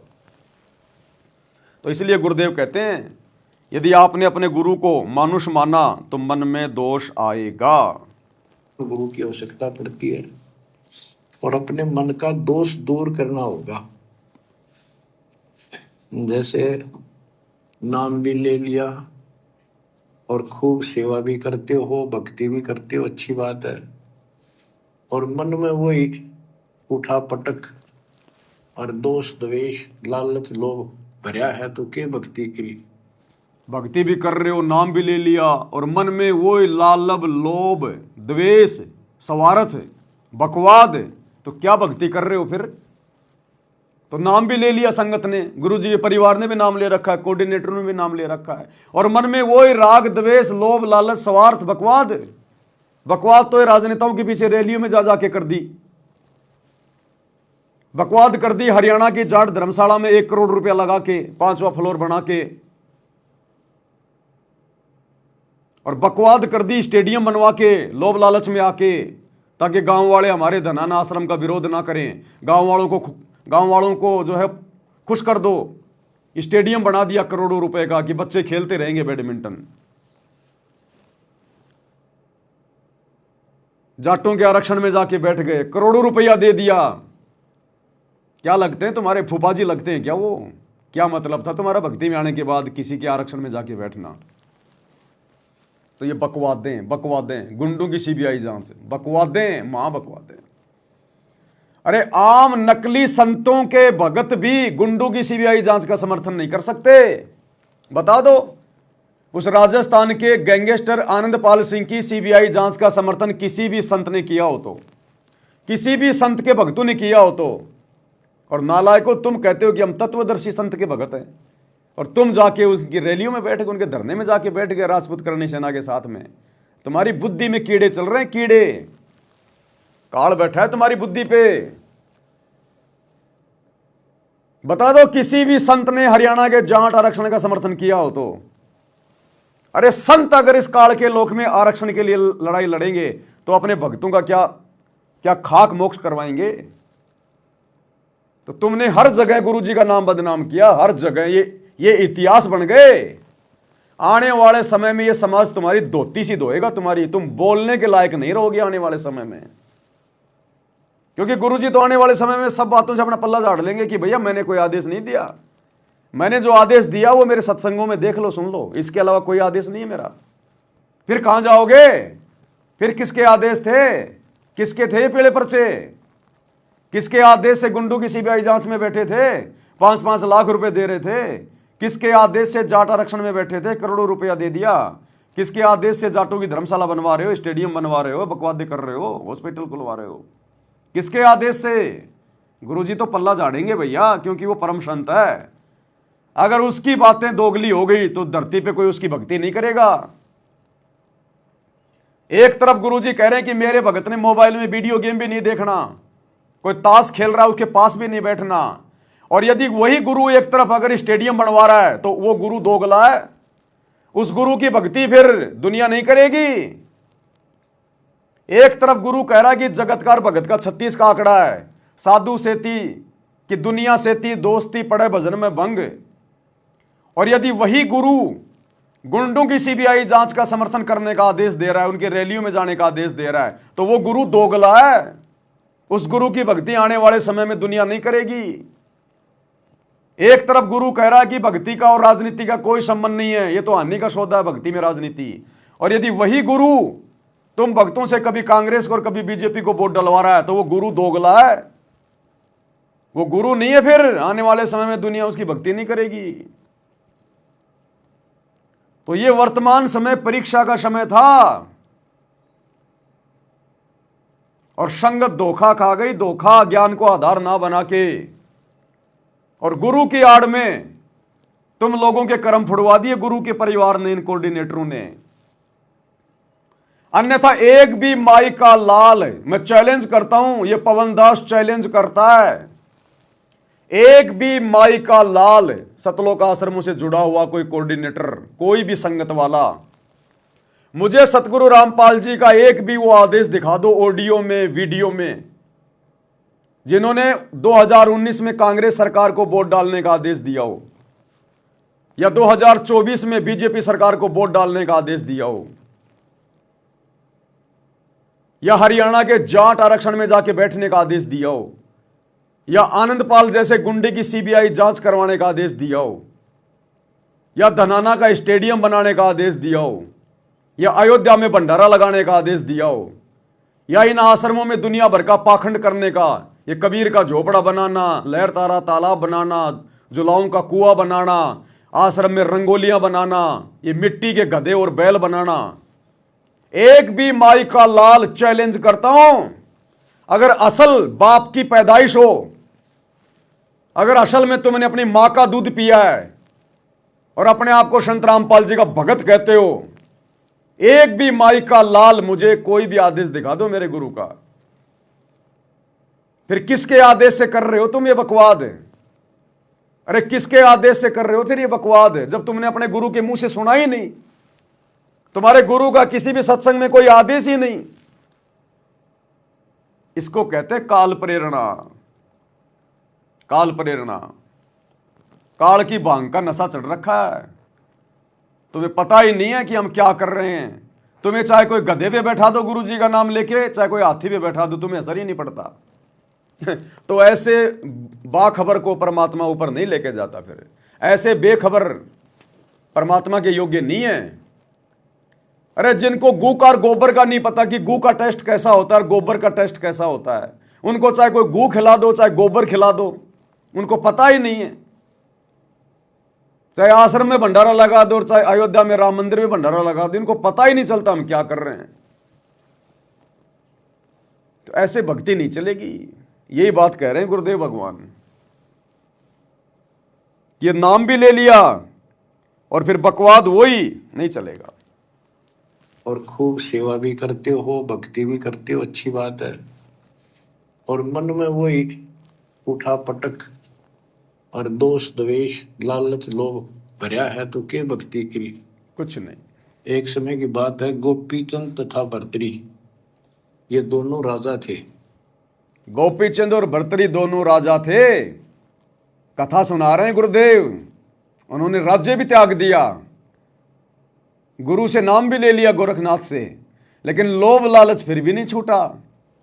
किसी ने पान खा के थूक रखा था, चांदनी रात में चमक रहा था, उसने लाल समझ के हाथ मारा उस पे। बोला यार भाई तू राज्य छोड़ के आ गया हैं, और तेरी नीयत फिर भी वही है। तो इसी प्रकार ये गुरु का परिवार, ये कोऑर्डिनेटर कह रहे हम भक्ति कर रहे, हम सतलोक जाएंगे, इंद्र दा राज कागदा विष्टा ना भोगा इंद्राणी नू, और हरियाणा के जाटों को भोग रहे हो, उनके आरक्षणों में जाके उनकी जूतियां चाट रहे हो, गुंडों को भोग रहे हो, गुंडों की सीबीआई जांच का समर्थन कर रहे हो, तुम काल को भोग रहे हो, अयोध्या में जाके भंडारा लगा रहे हो तुम, अपने स्वार्थ में आके, लोभ लालच में आके, अपने स्वार्थ में आके भर्तरी की तरह, और स्टेडियम बनवा दिया तुमने ताकि हमारा आश्रम बन जाए, गांव वाले रोका टोकी ना करें। तो क्या अंतर है? अरे क्या अंतर रह गया फिर गोरखनाथ की भक्ति में और सतगुरु रामपाल जी की भक्ति में? ये कथाएं क्यों सुना रहे हैं गुरुदेव? नालायकों, इतने वर्षों तक ये कथाएं गुरुजी अगर किसी गधे को सुनाते ना, वो गधा भी सतलोक जाने के लिए तैयार हो जाता। लेकिन तुम्हारी गंदी वृत्ति सूअर की तरह यहीं पर गंदगी में नाक रगड़ने की बनी हुई है। क्या कह रहे हैं गुरुदेव?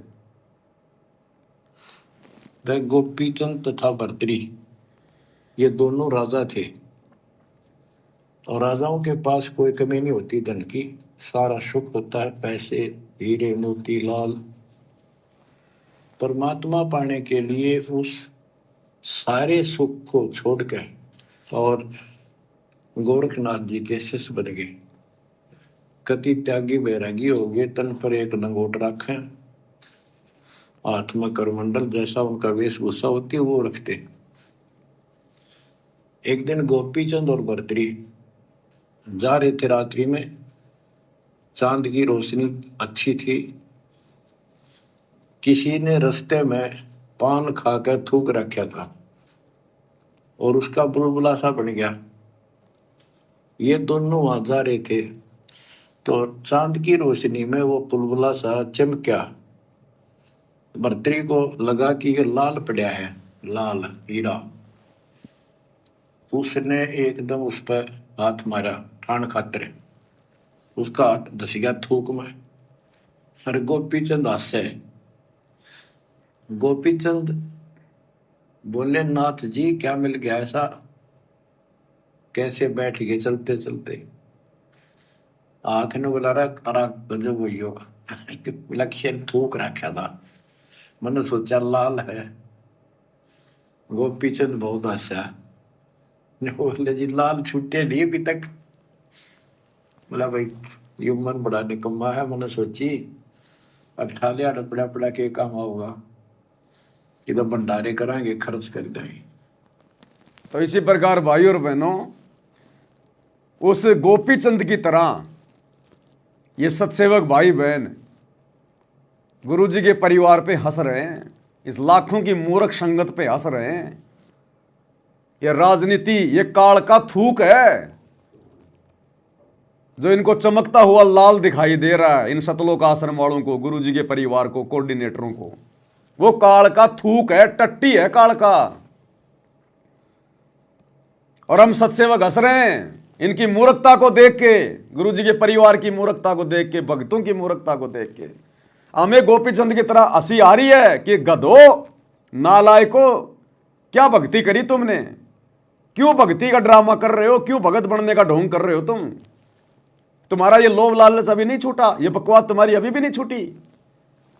वो काल का थूक राजनीति जिसमें तुम खुद भी नाक रगड़ रहे हो, जीभ से चाट रहे हो, भक्तों को भी जीभ से चटवा रहे हो। वो जाट आरक्षण, काल का थूक, तुम उसको लाल समझ के वहां बैठ रहे हो, उसके ऊपर करोड़ों रुपया लगा रहे हो चंदे में। ये जाटों की धर्मशाला बनवाना, काल का थूक, स्टेडियम बनवाना, काल का थूक। हमें भी हंसी आ रही है तुम्हारी इस नादानी पर, बेवकूफी पर। इन गधों ने क्या सीखा 24 घंटे गुरुजी के साथ रहकर पिछले 20-30 वर्षों में। अरे सत्सेवकों ने तो अभी अपने गुरुजी की साक्षात सूरत भी नहीं देखी, शकल भी नहीं देखी, केवल फोटो में देखी है। क्योंकि ज्यादातर भाई बहन संकल्प लेके भक्ति कर रहे हैं, संकल्प लेके। तुम नालायकों सार शब्द लेकर भी थूक चाट रहे हो काल का। और जिन्होंने संकल्प ले रखा है वो तुम्हें समझा रहे हैं कि थूक मत चाटो। नालायकों क्या समझा तुमने गुरुजी से? फिर क्या तुमने ज्ञान समझा, क्या भक्ति करी फिर तुमने? अभी भी तुम थूक ही चाट रहे हो दुनिया का। तो हमें हंसी आ रही है भर्तरी गोपीचंद की तरह।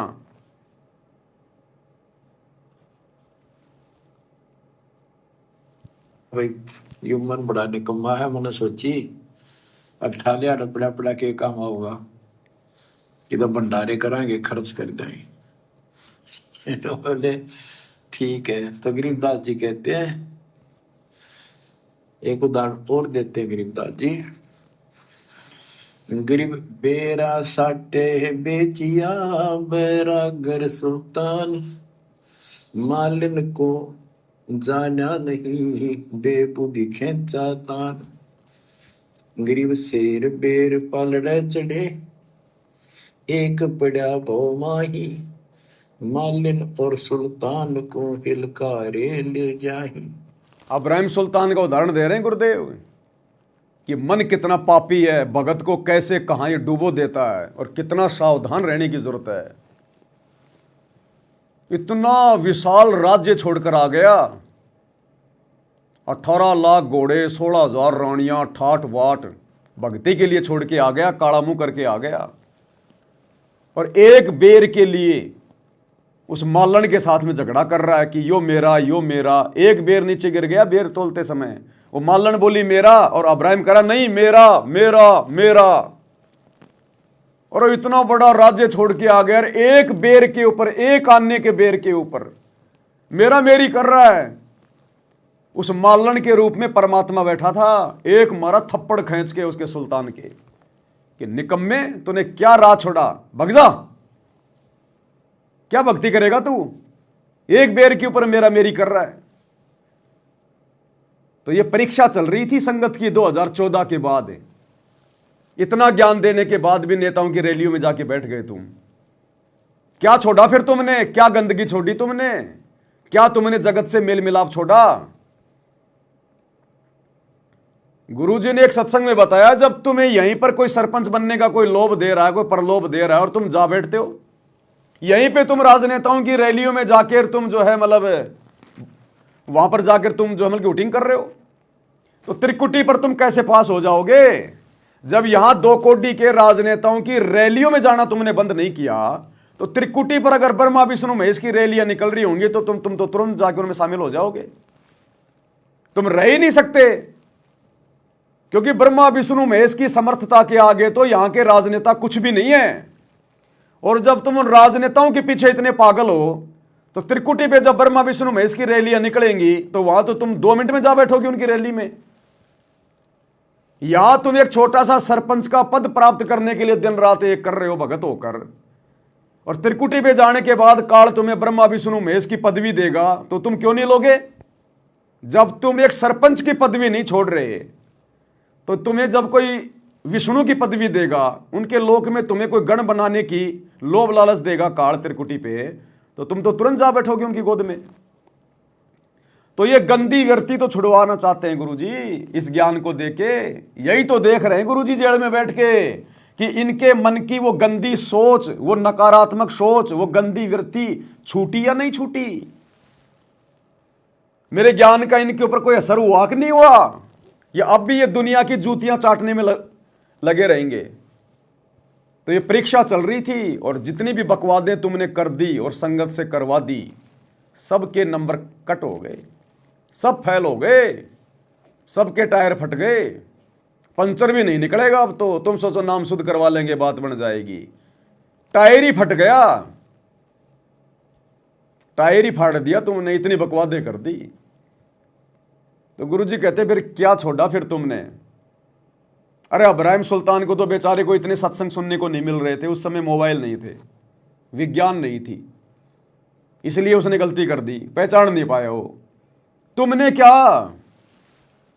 दुनिया भर के सत्संग सुनते हो, दिन रात मोबाइल लगा के कान में, और काम सारे वही काट के करते हो तुम।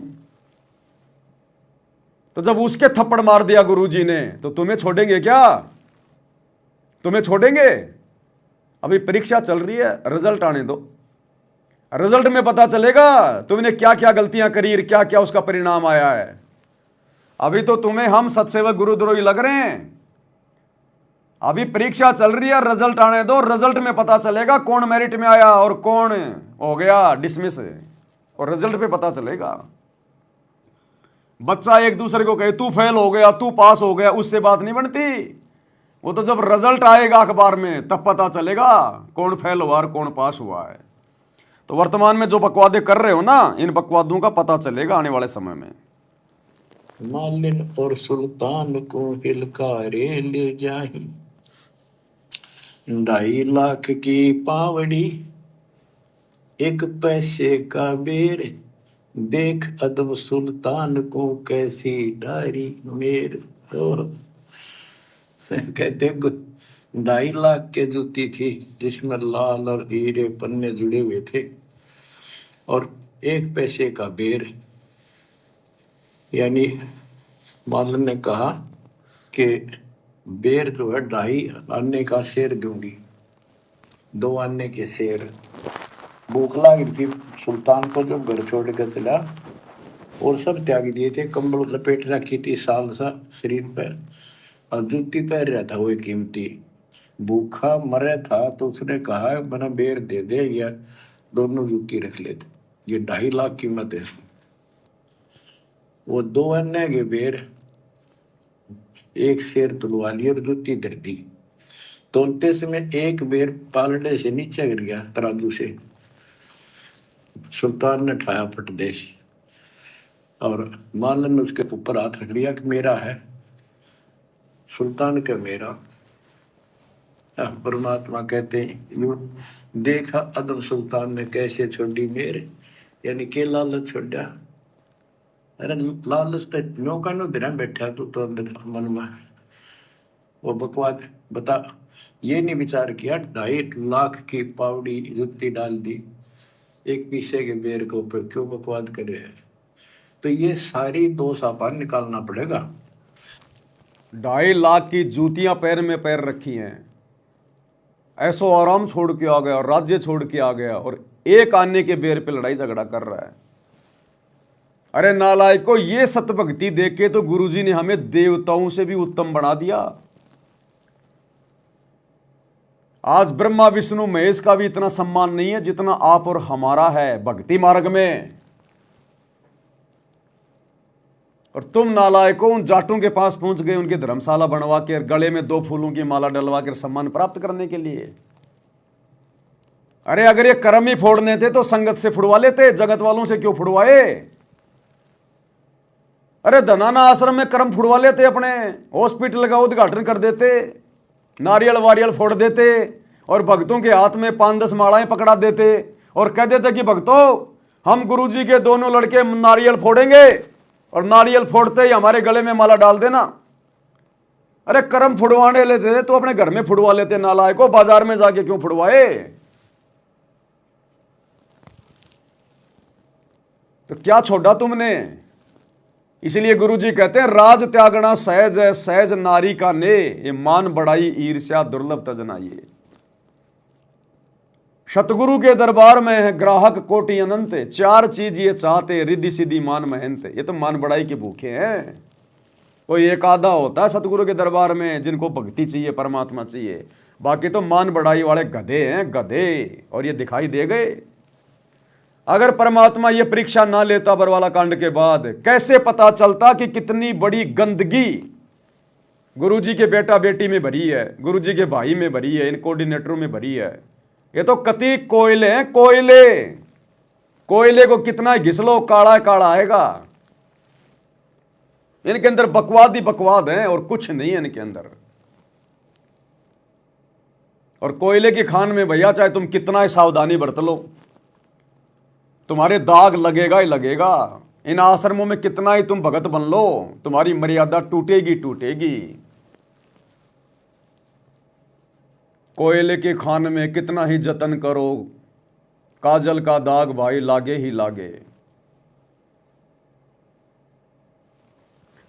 ये हाल हो रहा भाई संगत का। बिल्कुल मच्छंद्रनाथ बन गए सारे मच्छंद्रनाथ की। मरते मरते एक बार मजा तो ले लें। सिंगलदीप पहुंच गया, राजा के शरीर में घुस गया कि एक बार गृहस्थ जीवन के मजे तो ले लें। वो तो मैंने कभी लिए नहीं, मुझे पता ही नहीं गृहस्थ जीवन का आनंद क्या होता है। एक पल में सारी भक्ति का सत्यानाश करके आ गया।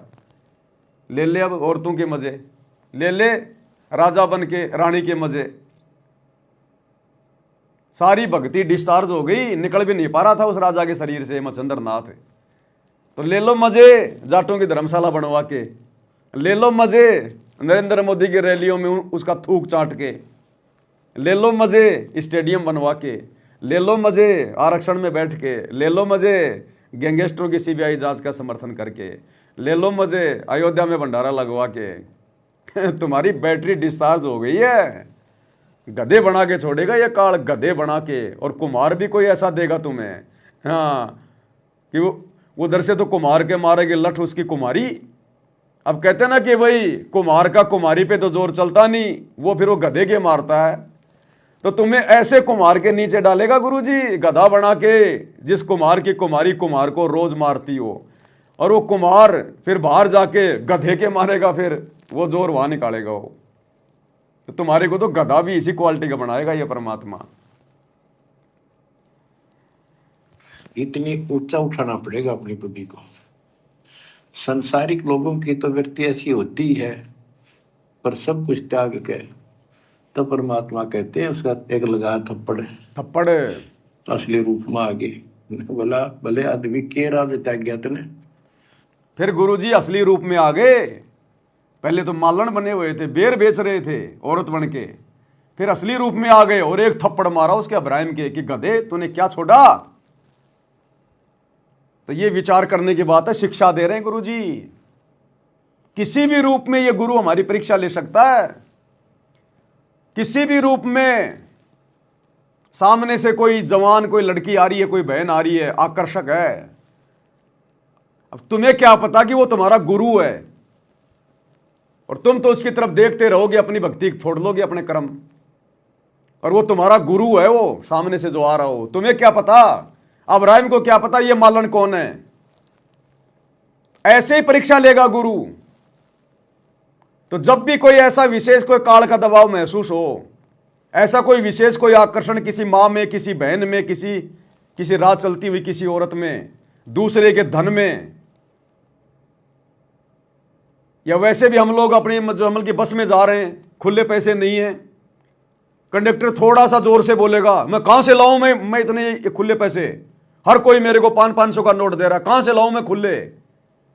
क्या पता तेरा गुरु है वो कंडक्टर, तेरी परीक्षा ले रहा है, तेरे को वो गुस्सा दिलाना चाह रहा है, तेरी परीक्षा लेना चाह रहा है, और तेरे को कहा क्या रे 500 दे रहे हो सारे के सारे, शर्म नहीं आती।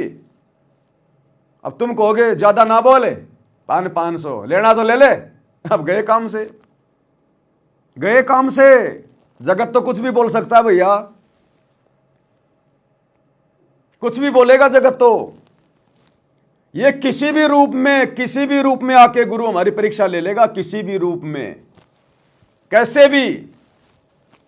जैसे अब्राहिम की परीक्षा ले ली मालन बन के, और फिर मारा एक थप्पड़। आज भाई अपने वास्तविक रूप में आके थप्पड़ नहीं मारेगा, आज तो रिजल्ट देगा। फिर लास्ट में रिजल्ट आज शो नहीं करेगा, परीक्षा भी ले लेगा और शो भी नहीं करेगा, फिर रिजल्ट मिलेगा।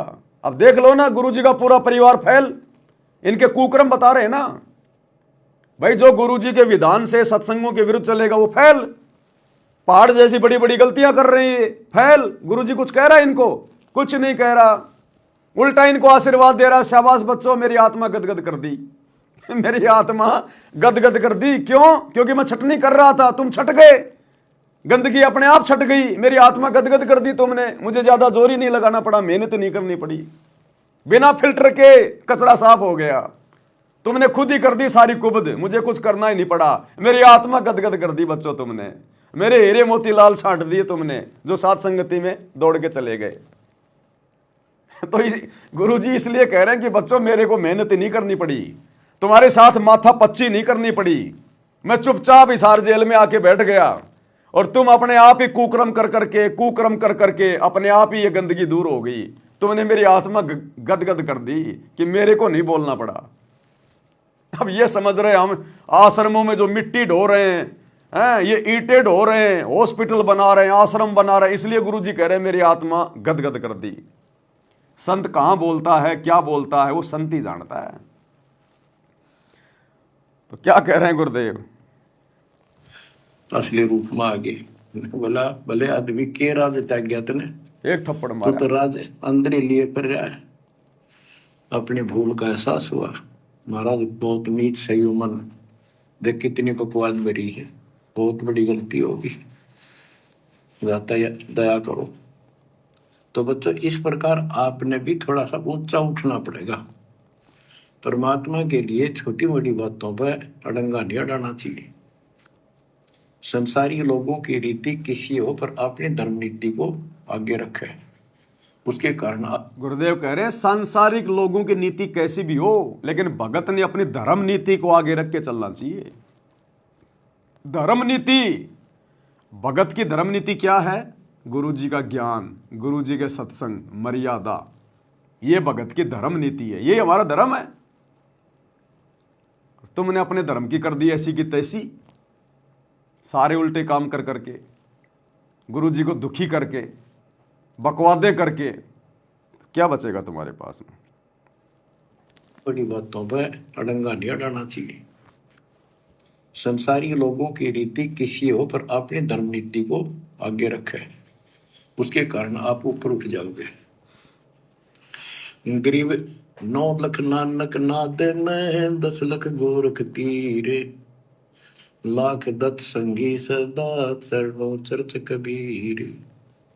गरीब 9 लख नानक नाद में 10 लख गोरख पास, अनंत संत पद में मेले कोटि तेरे रविदास। गरीब रामानंद से लक्ष गुरु त्यारे शिष के भाई, चेलों की गिनती नहीं पद में रहे समाये। गरीब खोजी खालक को मेले ज्ञानी के उपदेश, सतगुरु पीर कबीर हैं सबका हो उपदेश। गरीब दुर्वासा और गरुड़ से कीना ज्ञान समोद, अरब रामायण मुख कही वाल्मीक को शोध। परमात्मा जो भी भक्ति पर लगे हुए हैं उन्हें अपने बच्चों को सबको मिलता है। दुर्वासा से मिले, गरुड़ से मिले, कागभूषण से मिले, शिव जी से मिले, विष्णु जी से मिले, ब्रह्मा जी से मिले, सबको मिलते हैं। देवी जी से मिले, ये नहीं छोड़ते किसी को। हमारी बुद्धि काल में कति घुमा रखी है, ये बात हमारा समझ में आइए को नहीं। अब क्या बताते हैं कि वाल्मीकि के रूप में पांडवों की अश्वमेघ यज्ञ में परमात्मा ने कैसा कमाल किया। गरीब फिर पांडवों की यज्ञ में शंख पचायन टेर, 12 कोटि पंडित जहां पड़ी सबन की मेर।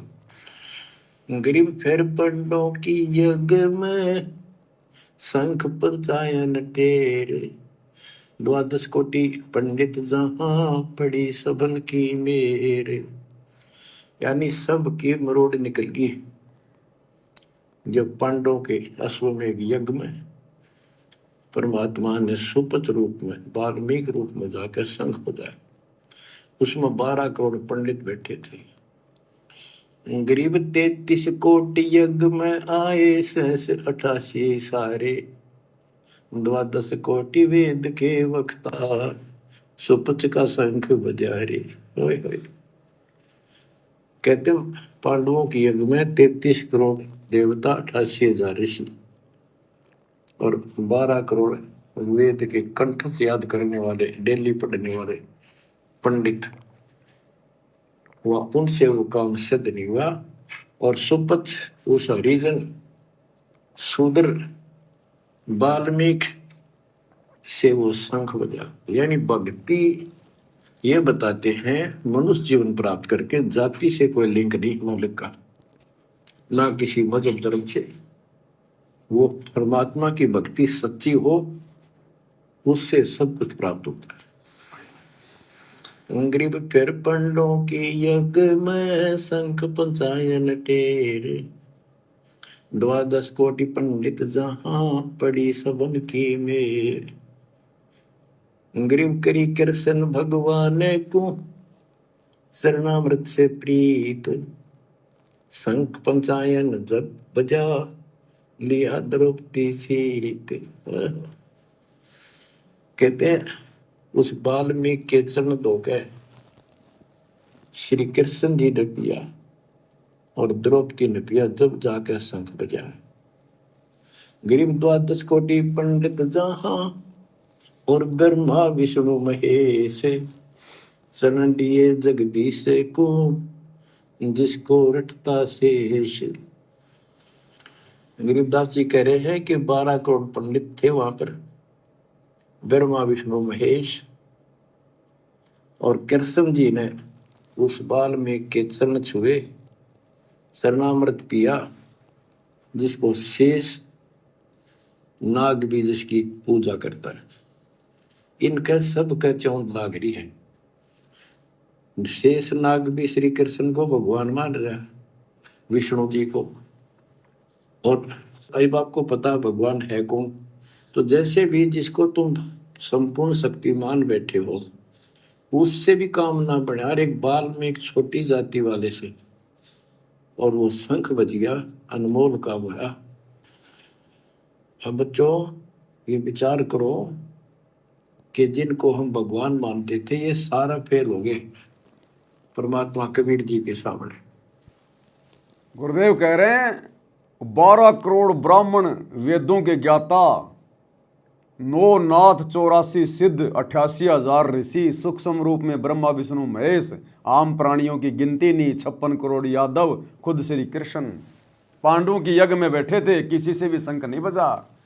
और फिर भी लोगों की बुद्धि नहीं खुली कि ये वाल्मीकि कौन है, ये बुंडा सा दिखाई देने वाला, ये मैला कुचैला, ये वाल्मीकि सुदर्शन कौन है ये। फिर भी आंख नहीं खुली किसी की, और भगवान से वंचित रह गए। तो वर्तमान में ये वेद, चारों वेद, गीता जी, कुरान, पुराण, बाइबल, गुरु ग्रंथ साहिब, सदग्रंथ साहिब, कबीर सागर, ये सतयुग से लेकर वर्तमान तक ये बड़े बड़े आचार्य, शंकराचार्य, मंडलेश्वर, महंत, संत, मुल्ला, मौलवी, ये काजी, पीर, पैगंबर, कुतुब, ओलिया, कोई भी तो नहीं खोल पाया इनको, इनका रहस्य नहीं बता पाया, इनका सार नहीं बताया। और हरियाणा के एक रामपाल जी ने ये सारा भेद खोल दिया, और फिर भी लोगों की बुद्धि नहीं खुल रही, उनके खुद के भक्तों की बुद्धि नहीं खुल रही 90% की, जो सतलोक आश्रमों से जुड़े, कि सतगुरु रामपाल जी फिर कौन है।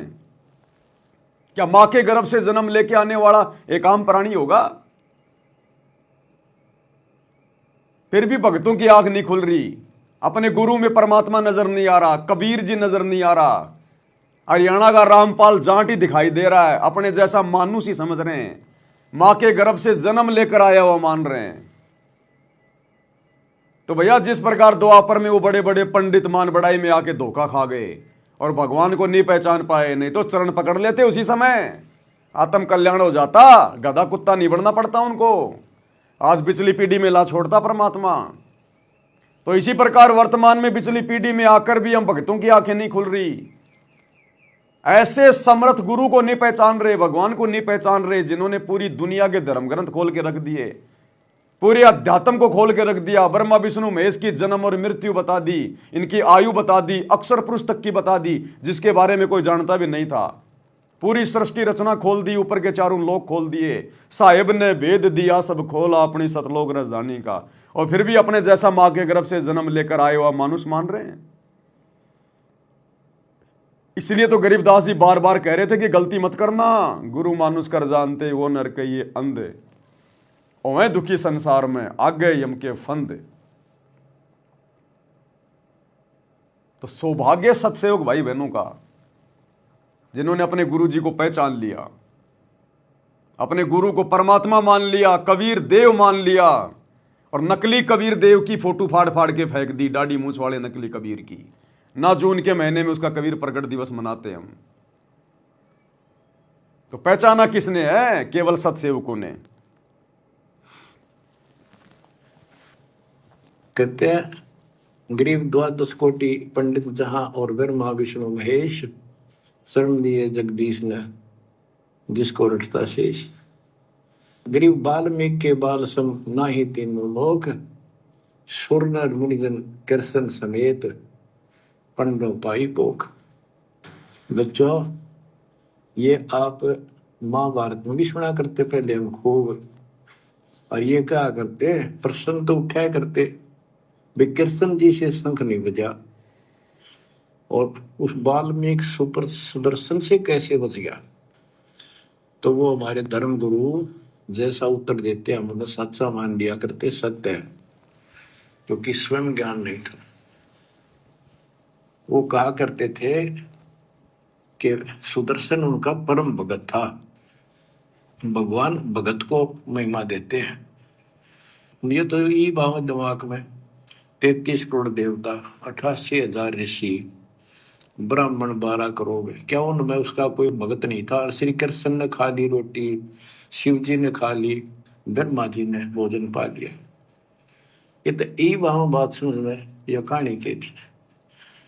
तो ये तत्व ज्ञान था, ये उड़ जा रखा था। 9 मन सूत, कबीर साहब कहते 9 मन सूत उड़ जिया, ऋषि रहे जखमार, सतगुरु ऐसा सुख जाते उड़ जिया ना दूजी बार। कबीर साहब क्या कहा करते थे 650 साल पहले कि 9 मन सूत उलझिया ऋषि रहे जखमार, और सतगुरु ऐसा सुलझा दे उलझे न दूजी बार। क्या 650 साल पहले उस दाढ़ी मूछ वाले कबीर ने यह ज्ञान सुलझाया था? क्या नहीं सुलझाया। किसी को वेद नहीं पढ़ाए उस कबीर ने 650 साल पहले, किसी को गीता नहीं पढ़ाई, किसी को बाइबल नहीं पढ़ाई। वो एक अनपढ़ की भूमिका कर रहे थे। उन्होंने ये सूत नहीं उलझाया, ये आध्यात्मिक ज्ञान नहीं सुलझाया 650 साल पहले। उन्होंने भी ऑप्शन छोड़ दिया कि सतगुरु ऐसा सुलझा दे उलझे न दूजी बार, कि इसको तो सच्चा सतगुरु सुलझाएगा। क्यों भाई? भगवान था ना, सुलझा देता 650 साल पहले। अब तुम कहोगे नहीं वो तो ठीक का समय नहीं था इसलिए नहीं सुलझाया, आज है ठीक का समय। तो आज अगर ठीक का समय है तो फिर वही कबीर क्यों नहीं आया? अरे फिर वही दाढ़ी मूछ लगा के क्यों नहीं आया? आ जाता फिर वही दाढ़ी मूछ लगा के सुलझाने के लिए, क्योंकि तो ठीक का समय आ गया ना। तो अब आ जाता दाढ़ी मूछ लगा के, तो अब सुलझाया है ये 9 मन सूत उलझा हुआ आध्यात्मिक ज्ञान। किसने?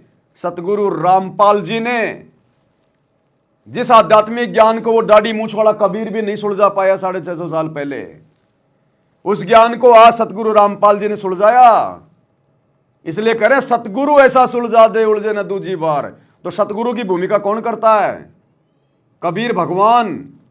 आज हम सतगुरु किसको कहते हैं? अपने गुरु जी को। और सतगुरु की क्या परिभाषा है? ना सतगुरु जननी जने और जाके माना बाप, पिंड ब्रह्मंड से रहित है नावा तीनों ताप। ये ज्ञान को आधार बनाना पड़ेगा। परमात्मा ने सामने थाली रख दी, अब तुम्हारे मुंह में नहीं ठोकेगा। तत्व ज्ञान दे दिया परमात्मा ने, निष्कर्ष तुमने निकालना पड़ेगा गुरु जी के सत्संगों का। गुरु जी नहीं देगा तुम्हें बना बना के जलेबी। अब तुम्हारे हाथ थोड़ी कटे हुए हैं कि तुम्हारे मुंह में भी भगवान ठोकेगा इस ज्ञान को। अब जानवर थोड़ी है। अरे जानवर को भी उसका मालिक मुंह में दे दे के नहीं खिलाता, उसके सामने पटक देता है। जिसको भूख है खा लेगा, नहीं तो मरो। तो सतगुरु के सत्संगों को खुद ही समझना पड़ेगा, चिंतन मनन करना पड़ेगा, साध संगति से जुड़ना पड़ेगा, भीख मांगनी पड़ेगी, तब ये सद्बुद्धि देता सतगुरु, ऐसे नहीं देगा। तो ये उलझा हुआ ज्ञान आस उलझाए। सतगुरु की वाणी है अनमोल, इसे ना समझ सके अनबोल। साहिब का भेद दिया सब खोल, साहिब ने भेद दिया सब खोल, अपनी सतलोक राजधानी का। आज खोला वो सारा भेद, 650 साल पहले दाढ़ी मूछ वाले कबीर ने नहीं खोला भेद।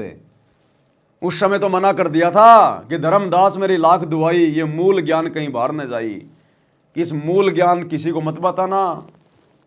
आज है उस मूल ज्ञान का डंका पीट दिया सतगुरु रामपाल जी ने। साहिब ने भेद दिया सब खोला, अपनी सतलोक राजधानी का। आज खोला भेद, तो कौन हुआ फिर असली साहिब, असली कबीर, असली सतगुरु, सतगुरु रामपाल जी। अब ये 9 मन सूत सुलझ गया, अब इस कलयुग मत उलझेगा नहीं बच्चों। अजब गजब कर दिया दाता ने आपके ऊपर कलम तोड़ दी, ऐसा अजब गजब कर दिया दाता ने। कौन से दाता ने कर दिया अजब गजब? सतगुरु रामपाल जी ने किया अजब गजब। सारे शास्त्रों का निचोड़ निकाल के दे दिया, शत भक्ति मार्ग दे दिया, पूरा भक्ति का कोर्स दे दिया, और हिसार जेल में बैठ के 76 एक घंटे के वीडियो भेज के अजब गजब कर दिया। भूतो न भविष्यति, भक्ति इतिहास में कभी ऐसा नहीं हुआ कि जेल में बैठ के किसी ने 1 घंटे के सत्संग बाहर भेजे हों, ना कभी आगे होगा और ना आज से पहले कभी हुआ। भूतो न भविष्यति।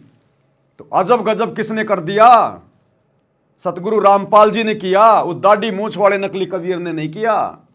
कहाँ है वो? दिखाई भी नहीं देता, कहाँ छुप के बैठा हुआ है, सामने क्यों नहीं आता? काल थोड़ी है जो डर लग रहा है कोई शराब लगा हुआ है, सामने आए दाढ़ी मूछ वाला कहाँ है? तो किसने किया सामने आके सारा काम? सतगुरु रामपाल जी ने। तो ये है रियल कबीर, इसने किया अजब गजब। बच्चों अजब गजब कर दिया दाता ने आपके ऊपर कलम तोड़ दी, ऐसा निर्णायक दातन ज्ञान आपको प्राप्त करा दिया। देखो आप शिक्षा ग्रहण करते हो, अच्छी बात है, इंजीनियरिंग कर ली, डॉक्टर बन गए, IAS IPS बन गए, या कोई और टीचर लाइन में चले गए, ये तो सिर्फ एक रोजी रोटी का काम है बस, इससे और कोई ज्यादा लाभ नहीं होने का। ये रोजी रोटी भी सब ना मिलती, पढ़े तो पता नहीं कितने शिक्षा ग्रहण करते हैं बच्चे। यह शिक्षा आपको इसलिए दिलवाई है परमात्मा ने कि आप कल्याण करा लो, नहीं तो परमात्मा के गरीबदास जी ने बताया, कोट जन्म तेरा भरमत हो गए, कुछ नहीं हाथ लगा रे, कुकर शुकर कर बोरे कौआ हंस बुआरे। शिक्षा केवल इसलिए दी है भगवान ने ताकि हम अपना आत्म कल्याण करवा लें, भगवान को पहचान लें इन शास्त्रों में देख देख के जिनको दुनिया सत्य मान रही है, वेदों को, गीता जी को, बाइबल को, कुरान को हम अपनी आंखों से देख लें कि जो लिखा हुआ है गुरु जी वही बता रहे हैं, और बाकी संतों ने क्या उसका रंगा कर रखा है, तो हमारी आत्मा को विश्वास हो जाएगा। अरे ज्ञान तो यही 650 साल पहले दिया करता था भगवान, यही ज्ञान था, यही नाम थे, लेकिन हमारी आत्मा ने स्वीकार नहीं किया कि यह परमात्मा हो सकता है, क्योंकि हम अनपढ़ थे, शास्त्रों में नहीं पढ़ सकते थे, नहीं देखे हमने। आज गुरुजी ने शिक्षा इसीलिए दी है कि तुम अपनी आंखों से देख लो, कहीं तुम्हारे मन में शंका हो जाए हमारे गुरुजी कहीं वैसे ही तो नहीं बता रहे हैं, तुम्हारी आंखों से देख लो, ये वेद तुम्हारे गुरु ने नहीं लिखे, ये गीता तुम्हारे गुरुजी ने नहीं लिखी, आज ये दुनिया भर के शास्त्र कबीर सागर सदग्रंथ साहिब तुम्हारे गुरुजी ने नहीं लिखे। अब तुम्हारा गुरु इनको पढ़ा रहा है कि सत्यता क्या है, देख लो भाई। तो आत्मा स्वीकार कर ले, क्योंकि आत्मा ने सतलोक जाना है, इस मन ने सतलोक नहीं जाना, इस 5 तत्व के शरीर ने सतलोक नहीं जाना, परमात्मा ने तो आत्मा को चार्ज करना है। तो ये आत्मा उस समय स्वीकार करती है जब ये बिल्कुल सारे प्रमाण देख लेती है, आंखों देख लेती है। इसलिए परमात्मा ने हमें शिक्षित किया, अक्षर ज्ञान दिया, पढ़ाया, वरना इस पढ़ाई का कोई यूज नहीं है, ये पढ़ाई का कोई महत्व ही नहीं है। महत्व होता तो परमात्मा सतयुग में, ये सतयुग में क्यों नहीं दी शिक्षा गुरुदेव ने, त्रेता युग में क्यों नहीं दी शिक्षा, द्वापर में क्यों नहीं दी, कलयुग की जो है मतलब प्रथम पीढ़ी में क्यों नहीं दी, ये वर्तमान में क्यों दी परमात्मा ने शिक्षा? घर घर में सबको शिक्षित किया। केवल अपनी पहचान करवाने के लिए शास्त्रों को देखकर। इसलिए हम भक्तों ने अपने बच्चों को ज्यादा शिक्षित बनाने की जरूरत नहीं है, ज्यादा हाई फाई उनको कोई पढ़ाई देने की जरूरत नहीं है, उनको कोई कोचिंग कराने की जरूरत नहीं है, उनको इंजीनियर, डॉक्टर, बैरिस्टर बनाने की जरूरत नहीं है, आईआईटी करवाने की जरूरत नहीं है। वो बाबा बन के घूम रहे हैं आईआईटी वाले भी। अगर उस आईआईटी में अगर कोई सुख होता, मजा होता, तो वो लेके चिमटा रोडों पे नहीं भग रहा होता आज। शिक्षा केवल परमात्मा ने अपनी पहचान करवाने के लिए। तो वर्तमान में सबको शिक्षित करना जरूरी था परमात्मा ने। आने वाले समय में अगर हमारे बच्चे अगर पढ़ाई भी नहीं पढ़ना चाहते हैं, स्कूल नहीं जाना चाहते हैं, कोई दिक्कत नहीं है, मत पढ़ाइए आप, कोई आवश्यकता नहीं है। क्योंकि उनको भगवान चाहिए कि भगवान कौन है, और वो उसको अपने माता पिता से पता चल गया। क्योंकि उसके माता पिता वही भक्ति कर रहे हैं सदगुरु रामपाल जी की। उनके माता पिता ने आंखों से देख लिया, तो बच्चे वही करेंगे जो माता पिता करेंगे। अरे आप और हमारी हनुमान जी से, श्री राम से, श्री कृष्ण से कोई यारी दोस्ती है क्या? कभी वो हमारे घर पे आए हो, कभी हम उनसे ऊपर जाके कभी मिल के आए हो, फिर भी हमने उनको भगवान मान लिया। क्यों? क्योंकि बचपन से हमारे माता पिता उन्हीं को भगवान बता रहे थे, उन्हीं की पूजा कर रहे थे, उन्हीं के मंदिरों में जा रहे थे, इसलिए हमने भी उनको भगवान मान लिया। तो ठीक इसी प्रकार अगर आप अपने बच्चों को पढ़ाना चाहते हो तो केवल नॉर्मल शिक्षा, अगर आप भगत हैं तो, जगत की बात नहीं कर रहा मैं, सतगुरु रामपाल जी के भगत अगर अपने बच्चों को पढ़ाना भी चाहते हैं, 8वीं 10वीं से ज्यादा मत पढ़ाइए, अन्यथा आपका बच्चा वो बिगड़ेगा, आपके हाथ से निकलेगा। 8वीं 10वीं लास्ट पढ़ा दो उसको, लास्ट, क्योंकि वर्तमान वालों को पढ़ाने की थोड़ी जरूरत है। लेकिन हमारे बच्चों के आगे जो बच्चे होंगे वो अगर ना पढ़ना चाहें कोई दिक्कत नहीं है, क्योंकि उस समय पूरी पृथ्वी पर सतगुरु का ज्ञान फैल जाएगा और घर घर में सतगुरु की भक्ति होगी। इसलिए हमने शास्त्रों में देखने की जरूरत नहीं है। फिर घर घर में गुरु जी के सत्संग होंगे, हमारे बाप दादा वही भक्ति करते हुए मिलेंगे, फिर उन बच्चों को दिक्कत नहीं है। फिर उन बच्चों को दिक्कत नहीं है। और फिर भी यदि कोई पढ़ना चाहे तो नॉर्मल पढ़ाओ, ज्यादा नहीं। हमने ये टीवी टावी नहीं बनाने, हमने मोबाइल नहीं बनाने, हमने वैज्ञानिक नहीं बनना, बनवा दिए परमात्मा ने जो बनवाने थे, वो सबके फॉर्मूले सेट हो गए। अब केवल बस वो माल जो है वो मशीन में डालना है, अपने आप वो मोबाइल बन के आता है बाहर। अब दिमाग लगाने की जरूरत नहीं है। हमने, परमात्मा ने जिससे दिमाग लगवाना तो उसका दिमाग लगवा के मोबाइल बनवा दिए, एसी बनवा दी, कूलर बनवा दिए, गाड़ियां बनवा दी, हर चीज का फॉर्मूला तैयार करवा दिया। अब तो केवल लेबर का काम है, उस फॉर्मूले के अनुसार मशीन में सामान डालो, सारी चीजें निकल के बाहर आएंगी। अब फॉर्मूले की सब फॉर्मूले तैयार हैं। अब हमने वैज्ञानिक नहीं बनाना अपने बच्चों को, साइंटिस्ट नहीं बनाना। जिन चीजों की आवश्यकता थी परमात्मा ने दुनिया को ज्ञान देके सब बनवा दिया। हमने तो केवल उनका उपयोग करना है, बस, इससे ज्यादा कुछ नहीं। और अपने भगवान की भक्ति करनी है। तो क्या मतलब इस पढ़ाई का? आगे पढ़ाई का महत्व ही नहीं रहेगा आने वाले समय में। जब सतगुरु का राज आएगा 2028 के बाद, जब से सतयुग शुरू होगा, इस पढ़ाई का कोई महत्व ही नहीं रहेगा। आपकी डिग्री देख के नौकरी नहीं मिलेगी, आपकी भक्ति देख के, आपकी मर्यादा देख के, आपका आचरण देख के, आपका स्वभाव देख के, इस प्रकार से आपको आने वाले समय में लोग अपने काम पे रखेंगे। आपकी डिग्री देख के नहीं रखेंगे। ये डिग्री वालों ने सत्यानाश कर दिया दुनिया का। आपके व्यवहार को देख के आगे आपको नौकरी मिलेगी, मजदूरी मिलेगी, डिग्री देख के नहीं मिलेगी। तो वर्तमान में तो पढ़ना थोड़ा जरूरी था, क्योंकि ये भक्ति की शुरुआत है। तो वर्तमान में अपने बच्चों को 10वीं 12वीं से ज्यादा मत पढ़ाइए। अपने बच्चों को भक्ति की तरफ ज्यादा ध्यान दीजिए। अगर वो एक बार डॉक्टर बनने की तरफ उसका ध्यान गया ना, तो भक्ति गई फिर बाढ़ में। एक बार यदि साइंटिस्ट बनने की, इंजीनियर बनने की, कोई और ऐसा बनने की अगर उसके मन में आ गई ना, फिर वो बेटा तुम्हारे हाथ में नहीं आएगा, फिर वो बेटी तुम्हारे हाथ में नहीं आएगी। फिर उसका ध्यान वहीं चला जाएगा, मैंने तो इंजीनियर बनना है। अब इंजीनियर बन के कौन सा वो भाई मंगल ग्रह पे जाएगी, और जा भी आएगी तो पत्थर के टुकड़ों के अलावा क्या लाएगी। तो 8वीं 10वीं से ज्यादा बच्चों को मत पढ़ाइए अगर उनका भविष्य चाहते हैं तो।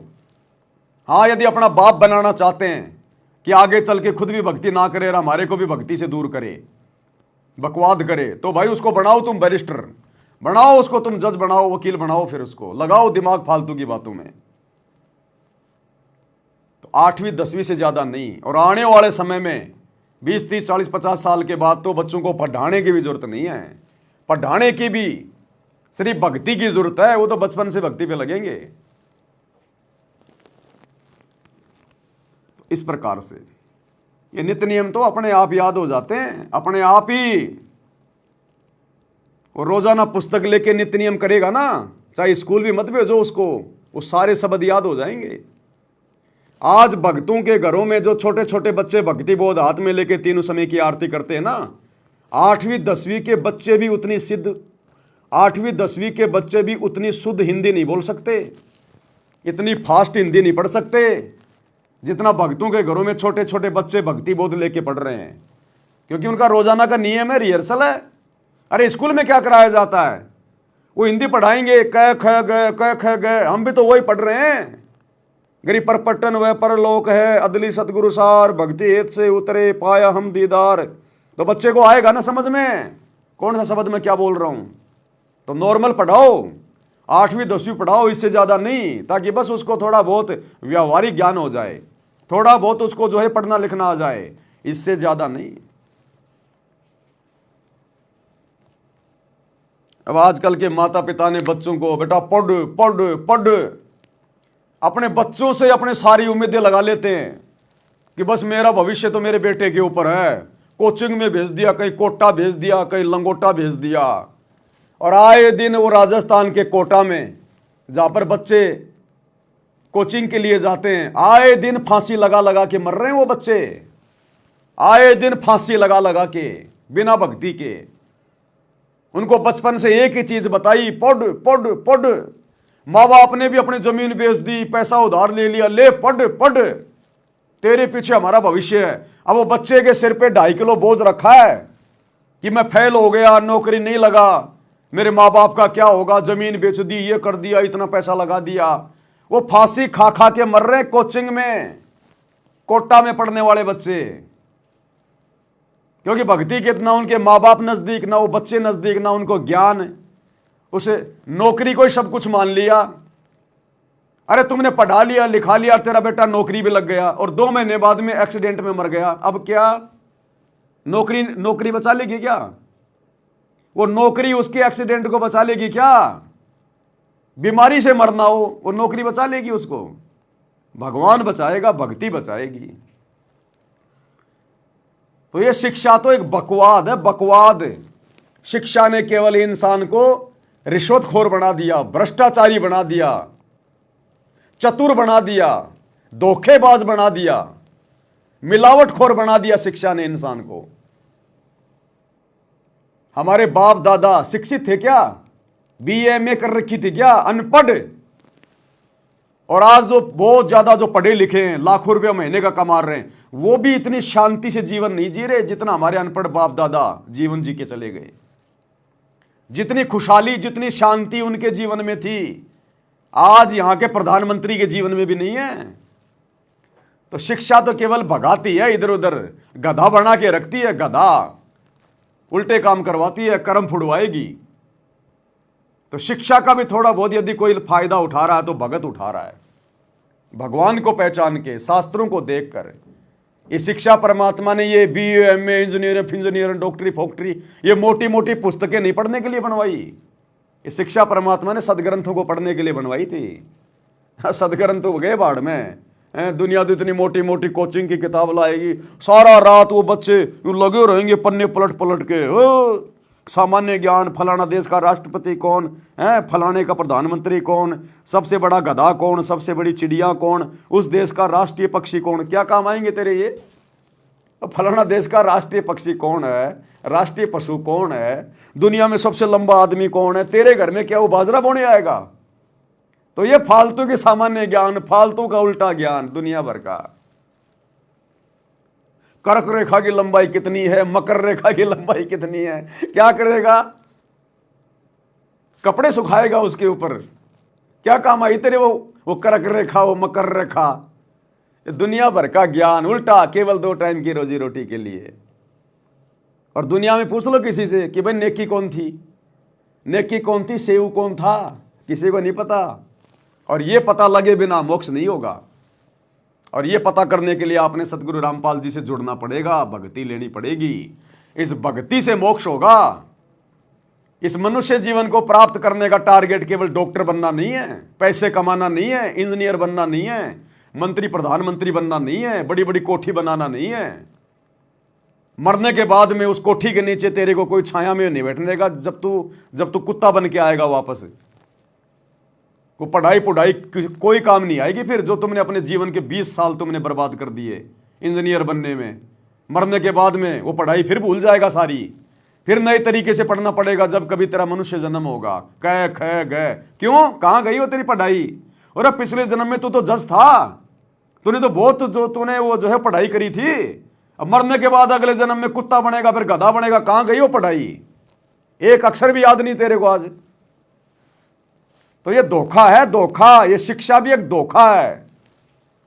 अगर शिक्षा का अगर सदुपयोग करना है तो सतगुरु के प्रवचन सुनो, सतगुरु की शरण में आओ, आध्यात्मिक ज्ञान लो, अपनी आत्मा का कल्याण करो, गुरु की पहचान करो, तब शिक्षा का फायदा है। नहीं तो शिक्षा नहीं है, ये शिक्षा तेरे को गधा बना के छोड़ेगी, तेरे कर्म फुड़वा के अगले जन्म में। तो भगत होकर यदि कोई अपने बच्चों को नौकरी के लिए पढ़ा रहा है, यदि नौकरी के लिए उसके ऊपर पैसे बर्बाद कर रहा है, वो भगत नहीं है। वो मतलब वैसे तो भक्ति कर रहा है लेकिन उसको ज्ञान नहीं है अभी, वो अभी उसको ज्ञान नहीं है, फिर खाली नाम का भगत है। ये तो फुल स्टॉप कर दो, भैया मैं नहीं पढ़ाऊंगा, तेरे को पढ़ना तो कमार पढ़। ओ पापा जी मेरा फ्यूचर बर्बाद हो जाएगा। काहे का तेरा फ्यूचर बर्बाद हो जाएगा? कौन से पंडित ने बना दिया कि तू बैरिस्टर बनेगा? बता।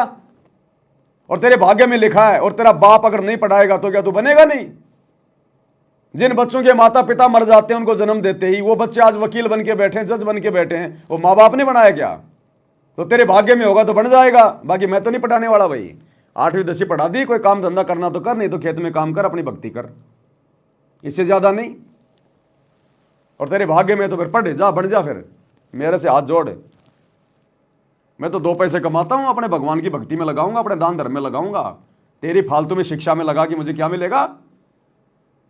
क्या देगी तेरी शिक्षा मुझे? तो बच्चों को भैया भक्ति पे लगाओ, भक्ति वाली शिक्षा दो ना।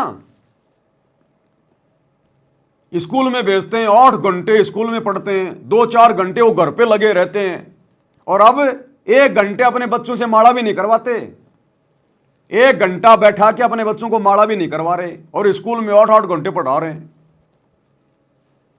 तो भैया भक्ति को महत्व देना पड़ेगा, भक्ति से बात बनेगी। ये शिक्षा विक्षा कुछ नहीं है। और काहे की शिक्षा? करोड़ों बच्चे डिग्रियां ले लेके निकल रहे हैं आज, करोड़ों बच्चे। नौकरी मिलती कितने को है? 2% को, मुश्किल से 2% को हाथा जोड़ के।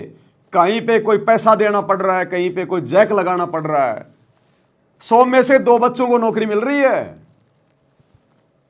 बाकी डिग्रियां ले लेके उनकी पुंगी बजा के बजा रहे हो। पी रोड पे खड़े होके पाने पतासे बेच रहे हैं वो, बीए करने वाले, एमबीए करने वाले, पकोड़े उतार रहे हैं, पकोड़े। अब वो डिग्री को कर लो, गोल मोड़ करके जेब में डाल लो उसको, वो डिग्री दे देगी तुम्हें रोटी। भैया भक्ति से मिलेगा ये रोटी भी मिलेगी ना 2 टाइम की सुख से, भक्ति से मिलेगी, भक्ति से। शिक्षा का महत्व समझो। शिक्षा क्यों दी भगवान ने? आज से पहले क्यों नहीं थी, अब क्यों दी? ये विज्ञान आज से पहले क्यों नहीं थी, अब क्यों दी? ये वैज्ञानिक उपकरण, ये TV, radio, mobile, internet, computer पहले क्यों नहीं थे, अब क्यों दी? क्योंकि अब भक्ति युग है, भक्ति में सहयोग के लिए दी। और यदि इनका बकवाद करेंगे, 2 टाइम की रोजी रोटी तक ही सीमित रहेंगे, नौकरी के लिए ही अगर हम पढ़ेंगे पढ़ाएंगे, कुछ नहीं मिलेगा, कुछ नहीं मिलेगा।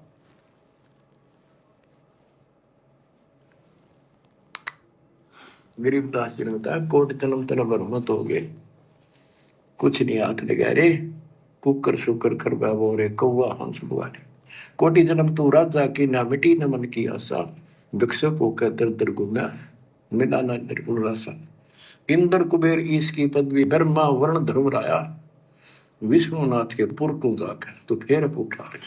अब ठीक है, तुम ईस्टर्न फाइनल में वाले बैठे, बहुत अच्छा पढ़ गया बेटा बेटी, बहुत बढ़िया नौकरी लगी, वाह वाह वाह। अरे के इंद्र कुबेर ईश की पदवी ब्रह्मा वर्ण दुमराए, विश्वनाथ के पुरखों जाकर फिर भी वापस आए।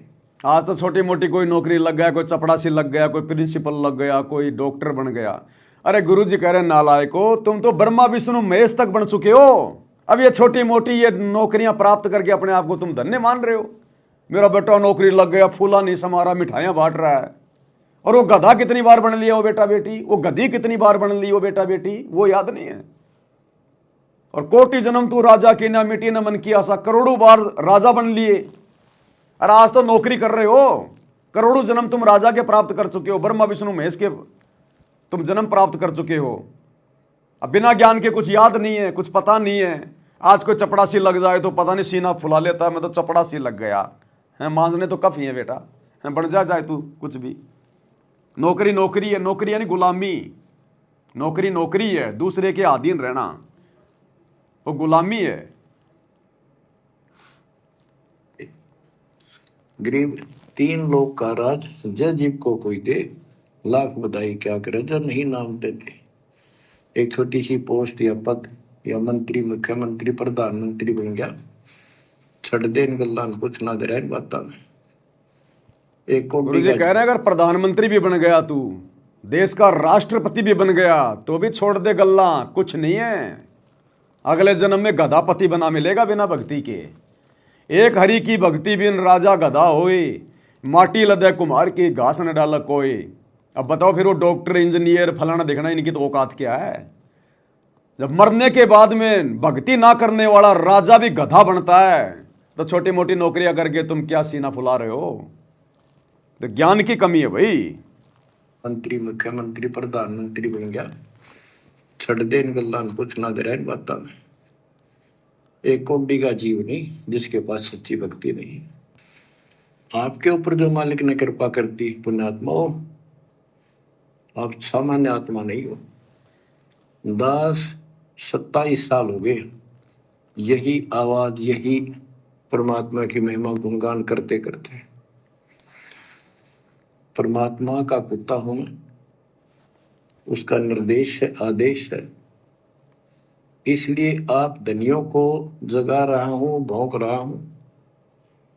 और कुत्ता जो भौंकता है तो मालिक ने समझ लेना चाहिए कोई आपत्ति है, उठ के जागना चाहिए, इधर उधर देखना चाहिए, अपना धन संभालना चाहिए। आंखें खोल लो, कुर्बान हो जाओ। ये बार बार दास जो कह रहा है, कोई मूर्ख नहीं, मैंने कोई स्वार्थ नहीं आपसे, लेकिन आपका भविष्य, आपकी दुर्गति खड़ी दिखाई देती है दास को। आप दुर्गति खड़ी दिखाई दे रही है आश्रम वालों की। सत्संग किसके लिए कर रहे हैं? अपने भक्तों के लिए। तो गुरुजी कह रहे हैं मुझे तुम्हारी दुर्गति खड़ी दिखाई दे रही है। जो कुकर्म तुम कर रहे हो आज मेरी गैर हाजिरी में, ये राजनीति करके, स्टेडियम बना के, आश्रम पे आश्रम खोल के, धंधा खोल के तुमने ड्रामेबाजी शुरू कर दी। नाम लेते हो तुम कबीर जी का कि कबीर जी 120 साल झोपड़ी में रह गए, और तुमने उसी कबीर के नाम पे ये करोड़ों के आश्रम खोल खोल के बकवादी शुरू कर दी।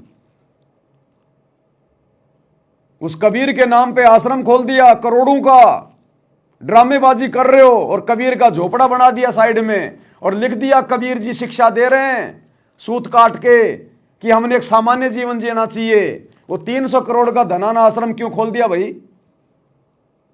अरे नाम कबीर का, फोटो कबीर की, सूत काट रहा है, झोपड़ी कबीर की कि सामान्य जीवन जीना चाहिए, और ये 100 एकड़ जमीन लेके पटक दी धनाना में। ये क्या है? वो 300 करोड़ का आश्रम बना दिया। वो क्या ड्रामेबाजी है? बनाई कभी कबीर ने?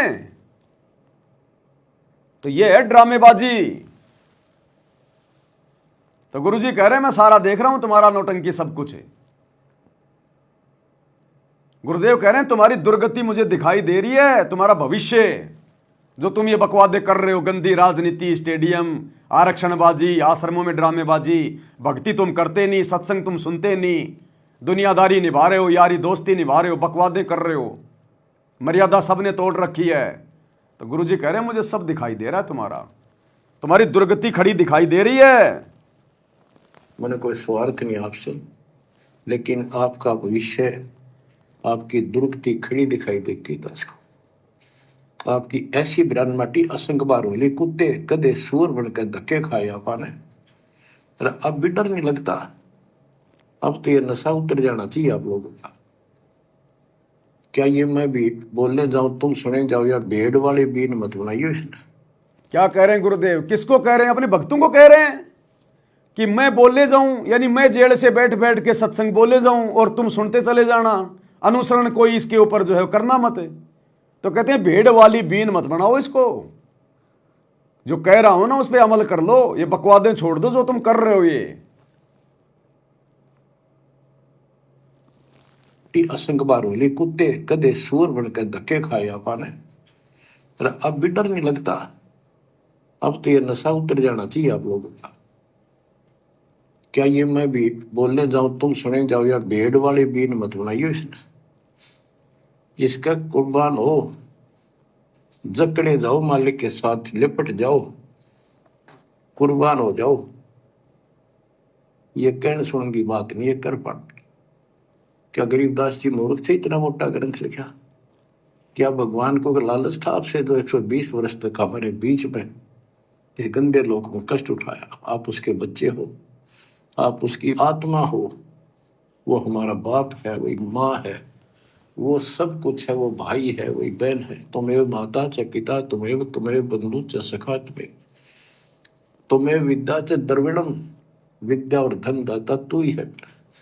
तुम्हें मम सर्वम देव देव, हे देवों के देव, हे मालिकों के मालिक, मेरे तो आप ही सब कुछ हो। ये भाव हो बेटा बच्चों तुम्हारा। और ये भाव गुरुदेव के आशीर्वाद से सत्सेवकों का बना है, सत्सेवकों का, साथ संगत वाले भाई बहनों का। हमारा भाई भी गुरु, हमारा बाप भी गुरु, और आश्रम वालों का तो बाप भी जाट समाज, उनके भाई भी जाट समाज। तभी तो उनकी धर्मशाला बनवा रहे हैं, तभी तो उनके आरक्षण में जाके बैठ रहे हैं, तभी तो गुंडों की सीबीआई जांच का समर्थन कर रहे हैं, तभी तो भक्तों का खून पसीने का पैसा, ज्योति पाठ का पैसा, करोड़ों रुपया उनको चंदे के रूप में दे रहे हैं, करोड़ों में उनकी धर्मशाला बनवा रहे हैं। क्योंकि इनका तो बाप भी जाट समाज हरियाणा का, और इनके तो भाई भी जाट समाज वाले। भगत तो केवल पैसे कमाने की मशीन है कि भगत समाज तो भेड़ बकरियां हैं, गुरु जी के आड़ में पैसे कमा लो बस ज्योति पाठ के, और लुटाओ अपने समाज के ऊपर।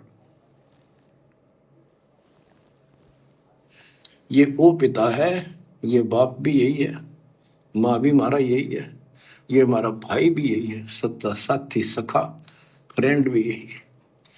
अगर विचार करोगे तो जिनके ऊपर मुंह धोए बैठे हो, जिनके ऊपर तुम सारा मान रहे हो, चाहे आपका प्रधानमंत्री मित्र है, प्रधानमंत्री मर जाता है कि सारा था उसका। अब बताओ, गुरुजी कह रहे हैं जिसके ऊपर तुम मुंह धो के बैठे हो, अपना सहारा मान रहे हो, प्रधानमंत्री, कल को तेरी मृत्यु हो गई, वो क्या सहारा देगा तेरे को प्रधानमंत्री? तो ये बात कहने वाला गुरु क्या नरेंद्र मोदी की रैली में अपने भक्तों को धक्के खाने के लिए भेजेगा? क्या आदेश देगा क्या गंदी राजनीति का? तो किसने आदेश दिया? ये गुरु के परिवार ने, काल के एजेंटों ने, भक्तों की मर्यादा तोड़वाने के लिए, उनके कर्म फुड़वाने के लिए। ये गुरु तो साफ कह रहा है कि प्रधानमंत्री भले तेरा मित्र है, वो भी तेरे कोई काम नहीं आएगा अगर तू मर्यादा तोड़ के भक्ति करेगा या भक्ति नहीं करेगा। तो बताओ, ये गुरु क्या नरेंद्र मोदी की गोहाना सोनीपत की रैली में भक्तों को बसों में बैठकर जाने के आदेश देगा क्या? मध्य प्रदेश की भोपाल की नरेंद्र मोदी की रैली में जाने के आदेश देगा क्या? बात बात पे राजनीतिक पार्टियों को वोट डालने का आदेश देगा क्या? जो प्रधानमंत्री को भी रिजेक्ट कर रहा है कि वो भी तेरे कुछ काम नहीं आएगा, तो उनके पीछे दौड़ाएगा अपने भक्तों को? तो कौन दौड़ा रहा है? काल। किसके माध्यम से? गुरु के परिवार के माध्यम से, कोऑर्डिनेटरों के माध्यम से। जिनके ऊपर मुंह धोए बैठे हो, जिनके ऊपर तुम सारा मान रहे हो, चाहे आपका प्रधानमंत्री मित्र है, प्रधानमंत्री मर जाता है कि सारा था उसका, खुद मौत होगी कि रक्षा करी उसने प्रधानमंत्री ने। और ये परमात्मा यहाँ भी साथी, संसार छोड़ के जाओगे बच्चों तो भी साथी। गुरु रामपाल मेरा हरदम साथी, रहे शब्द रूप में साथ, चरण में रखना जी। भोग लगाऊं महिमा गाऊं, साथ संगति से जुड़ो, तब पता चलेगा। ये सारे शब्द बने हुए हैं गुरु की महिमा के कि गुरु रामपाल मेरा हरदम साथी रहे शब्द रूप में साथ। तो गुरु जी क्या कह रहे हैं, गुरु यहां भी साथी और गुरु आगे भी साथी। रक्षा करी उसने प्रधानमंत्री ने, और ये परमात्मा यहाँ भी साथी, संसार छोड़ के जाओगे बच्चों तो भी साथी। ऐसे साथी को बोल के आंख बंद करके बैठे हो, खोल लो नाक में, खोल लो बच्चों, मर बैठो इस मालिक को पाने के लिए। अर्थात अभी भक्तों की आंखें खुली नहीं है, अभी भक्तों ने अपने गुरु को पहचाना नहीं है, तभी तो कह रहे हैं कि बच्चे आंखें खोलो। कब तक तुम कुतिया के बच्चों की तरह आंखें बंद करके लेटे रहोगे? कुतिया के बच्चे 8-10 दिन बाद जाके आंखें खोलते हैं, और जब तक उनकी आंखें बंद हैं, चाहे सूरी का दूध पिलाओ चाहे कुतिया का दूध पिलाओ, उन्हें पता ही नहीं। तो भक्तों की तो आंखें बंद हैं, चाहे राजनीति कराओ, चाहे जाटों की धर्मशाला बनाओ, चाहे गुंडों की सीबीआई जांच कराओ, चाहे स्टेडियम बनाओ, चाहे रंगोली बनाओ, चाहे आश्रमों में पाखंड करो, कुछ पता नहीं है इन्हें। अभी तो कुतिया के बच्चों की तरह आंखें बंद है संगत की। तो गुरु जी कह रहे आंखें खोलो, कब खोलोगे? फिर तुम्हारे गुरु का तो वापस सतलोक जाने का टाइम हो गया, तुम आंखें बंद करके पड़े हो। थोड़ा बहुत अपनी माँ का भी दूध पी लो, या फिर कुतिया का दूध पीते रहोगे, राजनेताओं की रैलियों में धक्के खाते रहोगे। खोल लो नाक में, खोल लो बच्चों, मर बैठो इस मालिक को पाने के लिए। परमात्मा आपको सद्बुद्धि दे, आपके इस गंदे लोक की याद सदा बनी रहे, आपका भविष्य नरक बनने से बचे, आपको मोक्ष दे दाता सत साहिब।